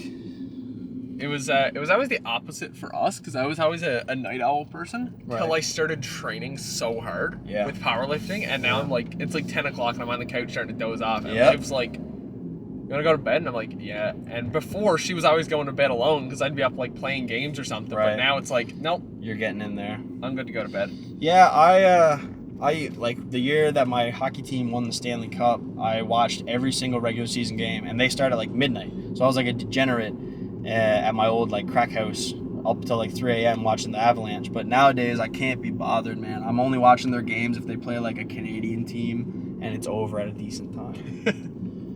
That's it. I care more about sleep and training. Also, like that's half the reason why we have Saturday class at the crack ass at dawn is to weed out the drunks. Somebody's coming in high. Yeah, hungover. dude. There was allegedly a guy who used to train high in IBW, and I wish I got to meet him, but there's some funny stories about him like walking out 190, and he was like, dude, I feel like a worm. That's funny. Favorite Pokemon? Scizor. Okay. Yeah, dude, Scizzor's sick. I have a hat with a Scizor, and he's wearing a top hat and a monocle. When I used to stream, it was my Twitch profile picture, and we called it the Wise Scizor. It was like a wise guy. Yes. Scizor. Okay, that's one you don't hear a lot. Actually. Yeah, it's off the board pick. Like, legendary. I like Rayquaza. Emerald's my shit. Oh, it's a basic pick. Okay. Yeah, exactly. So like, yeah, those two are definitely there. My favorites. I got my go-to like legendary is just sentimental value. It's Articuno. Oh. Because Articuno was my first legendary. Okay, cool. Yeah, that's fair. And it's like that's been my boy ever since. So that's a hard puzzle. Are you getting it in like fire red, leaf green? You gotta go to Seafoam Islands and do that. Why not just go to the power plant and get Mr. Zapdos? So I don't know if you remember the story of that from the Dryden episode, but I never got Zapdos. That's crazy. Because I lost my copy of Fire Red That's devastating. at the power plant. That's devastating. Yep. Yeah, I remember picking up a copy. I have 2 copies of Emerald because I picked up a copy on a bus stop one day and just pocketed that shit. Damn it. I was going to say, it wasn't my copy of Fire Red. Yeah, was it? imagine. This whole time you've had my copy of Fire Can you Red. imagine? No. Dude, I'd pay good money to have that back. Dude, I couldn't spell and shit back then, so like I'd like to see what the nicknames of Pokemons and stuff Oh, are. yeah. That's good stuff. Fucking like Blastoise are probably called Turtle, but like spelt wrong. Yeah, dude. That's real. The big man himself. Big man Blastoise. Shout out to Kyle Pittman. West Coast Blastoise, I call him. Blastoise was my go-to starter for the longest time. That's a good pick. I don't think, yeah. Because all my friends were Charizard. Like when they like got into Pokemon, I was like, all right, well, So you beat him. Yeah. You do what you gotta do to win. yeah. That's real. And ever since, he's just stuck with me. On hood.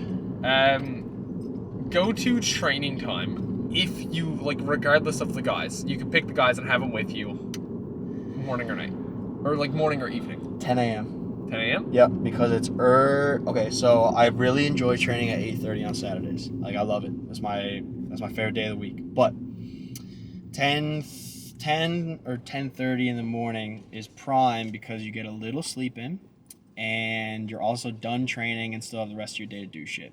I'm not an evening training person because I love being able to do something after I train because I feel so satisfied after training. Yeah, because we leave Thursday. It's go home, eat, You to go bed. home. Yeah, dude, Wednesday is ridiculous. Wednesday we're done at like 8 p.m. and then I got to do like cardio or something and I go home and I'm like, okay, I just have to go to bed now. It sucks. But, you know, you do what you got to do. What's the most valuable card in your collection right now? I have a, you know where I live, dude. I don't know if I want to tell you. I'm just kidding. I have a full art shiny Charizard from Hidden Fates. It's pretty minty. I wouldn't grade it because it's not going to get a 10, and I'm pretty sure the 9 is pretty much the same value as it raw. But it's like $500, which is sick for like a raw card. I pulled it on stream back when I was a Twitch guy. Yeah, I have like a lot of like really cool cards. I don't have a lot of like super high value cards. Like I have like that Charizard that's like 500, but then there's like a huge drop off, and I have like $300 or $400 cards. Like I have like a Mega Charizard full art from Evolutions, a couple like old EXs. Like I have a Swampert EX from Crystal Guardians and a Sceptile EX from Crystal Guardians. Those are like 2006 sets, so like they have some value. But yeah, other than that, it's just like a bunch of like a hodgepodge of like $50 to $25 cards. I'll never forget the heartbreak of my most valuable card, dude. Watching that thing plummet in value. What was it? I don't even remember what the set was now. Tell me the card. It was a shiny Cresselia. Okay. And back like when, gold? Yeah. Was it the gold one? And was it Celebrations? Maybe. Maybe. And then I'll find the card and I'll send it to you later and I'll show it up on screen. But when I pulled it, that card was valued at around $300 to $400. Oh my god. When I looked at it 3 or 4 months later, a 10 was $50. Oh, that's so tough, dude. And I just watched this card plummet. It happens too when sets first come out, like when people don't know how rare stuff like is. Vivid Voltage first came out. That was the first set that introduced like the chunky Pikachu. And I remember I bought an ETB and opened it, filmed it for something, and I pulled not the rainbow, but just the full art VMAX chunky Pikachu. And at that time, it was like a $100 card. Nowadays, that same card is like nothing. Like it's actually worth, I think it's like single digit dollars, which is so tough. But then on the opposite, you get cards that just swing. Well, me and a guy at work were talking about it the other day. Moonbryon is a great fucking example. Yeah, that Evolving Skies that is Moonbryon. more than my paycheck. Yeah, it's crazy. Ungraded, that card is more than my raw, paycheck. Evolving Skies is a nut set for like, dude. Evolution cards go crazy. Everybody wants one. So everybody got a favorite. Yeah, they're very, very popular. I'm not a huge fan.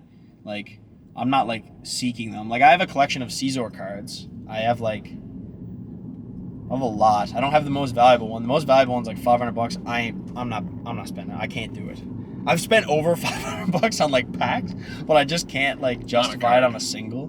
Jaden likes it too. Like Jaden likes opening the packs. She understands like rarities, but I gave her her own little binder for Valentine's Day. She puts like the cute cards in, so that's cool. Because then we get some enjoyment out of like commons and uncommons, versus like me, I'm just looking for the hits. Beyond that, what do you got outside of powerlifting for hobbies? I'm into Pokemon. I collect the cards. Me, Dryden, and YOLO actually played the TCG for like a month, and it was pretty fun. And then we started customizing our decks, and it got out of hand, and then we stopped.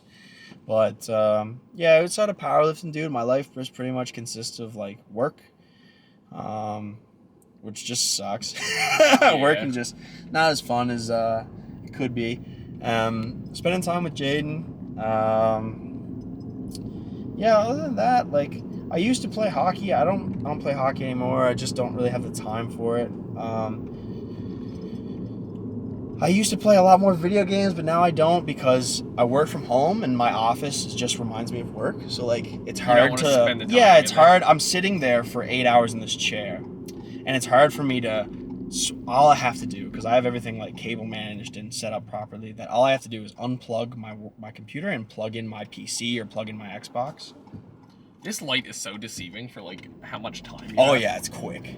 This one's in a hurry. Well, not only that, like you're looking at it, it's like, oh, I don't have time to go, and it's like, never mind, this dude's miles away. Yeah, they're not coming. It looks like they're coming at 100, but they're actually coming at like 50. But yeah, dude, I'm pretty like singular when it comes to hobbies. Like powerlifting is such a huge piece of my life that all other things are kind of just like side activities here and there, or nothing too serious besides lifting. How do you find work affects training, especially now that you work from home? Working from home is sick because obviously it cuts down on like any like if I had like more physical job, like it might impact training a bit, but like honestly it's hindered my cardio, because when I worked as a kinesiologist at TELUS, I was up on my feet moving around, like doing personal training a lot. So that helped with like my step count. But nowadays I'm just like at a desk. I got a walking pad now, which is sick. It helps me with my steps, but it's good. I'm doing a better job now of like leaving my work when I log off, like especially if I know I have a busy day the next day, I tend to dwell on it, and that sometimes can take away from lifting. But yeah, no, I don't know. It's for somebody my age, you're supposed to really be invested in your career, which I totally am. I want to be better. I want to make some coin and set myself up nicely, but like, dude, I'm so into lifting, man, that like I told my girlfriend, like I told Jaden this, and like she low-key agreed that like right now I'm a reserve for World Games in Chengdu, Which is crazy. which is nuts, and I had to do like 2 hours worth of drug testing courses last night for it. But if I got the World Games spot and I told my employers that like, hey, I need this time off to go to World Games, And if and they didn't give it to me, I'd quit. Yeah? Which is kind of nuts, but it's kind of powerful. Like, it's kind of freeing to have that thought in the back of your head that, like, this shit means more. Because, like, obviously then it would suck because, like, I need to find a new job. But I have, like, a really nice, cozy little, what do you call it? Safety net for, like, 2-3 months worth of expenses all paid for, plus some other side stuff. So, like, I'd be okay. But, yeah, it's just something that, like, this time in my life means a lot to me. And maybe when I'm like older, I won't have the physical capability to be as good at powerlifting, or I'll have a family and I won't be able to dedicate as much time to it. So like, now's my shot, man. If not now, when? Yeah, that's a great way to good look that's a at good it. note there. Yeah. It's like, do it while you can. Do it while you can, dude, because you never know when your last PR, you never know when your last lift's gonna be. So get out what you can from it. Make some friends, have some laughs, lift some heavy shit. Yeah, absolutely. And I guess now, just perfectly in time to end it, anything to say to like anyone looking to get into powerlifting? Message me on Instagram. No, seriously. If you're curious and you're watching this video and you're on the fence about starting lifting, like, shoot me a message. If you have Instagram or Facebook or whatever, and I'll do the best I can to help guide you along. But I think it's super underrated. I think powerlifting is very, very good for the mind, good for like socialization too. Like, it's a good group, it's a good thing to be a part of. Yeah, I enjoyed it, man. It changed my life for the better. I've been in the sport now for like I said, almost 7 years, if not 7 years. And I've made some of my closest friends through powerlifting, and I've met a lot of cool people, and I've traveled to a lot of cool places.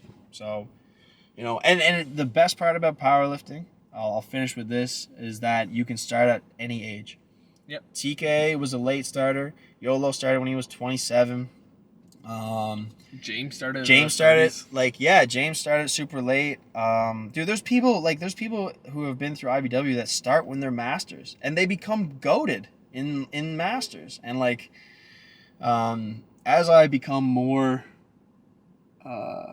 invested in the sport as a whole, I just gain so much more respect for like people who have been doing it, or people who just come around, because I know the time and effort it takes to go into posting totals and just being consistent. So it's good fun, man. I think it's good.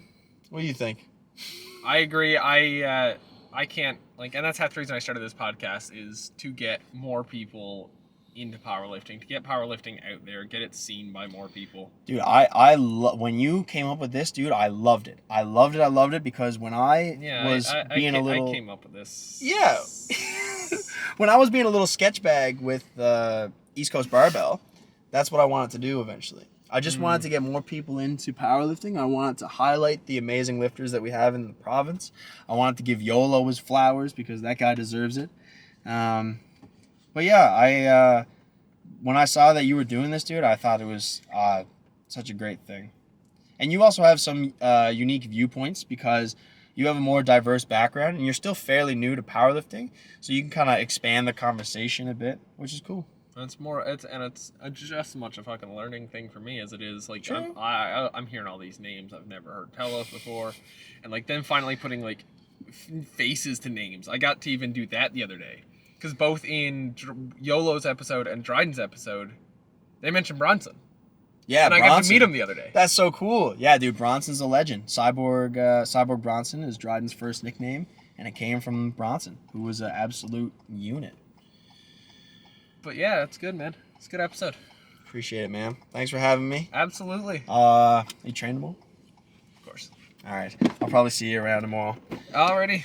I will see you then. Are you still drinking your I'm coffee? still drinking mine. All right, buddy. All right. Thank you so much. Absolutely, man. Thanks for coming on. All right, no problem. See you, man. See you, buddy. Have a good one. You too.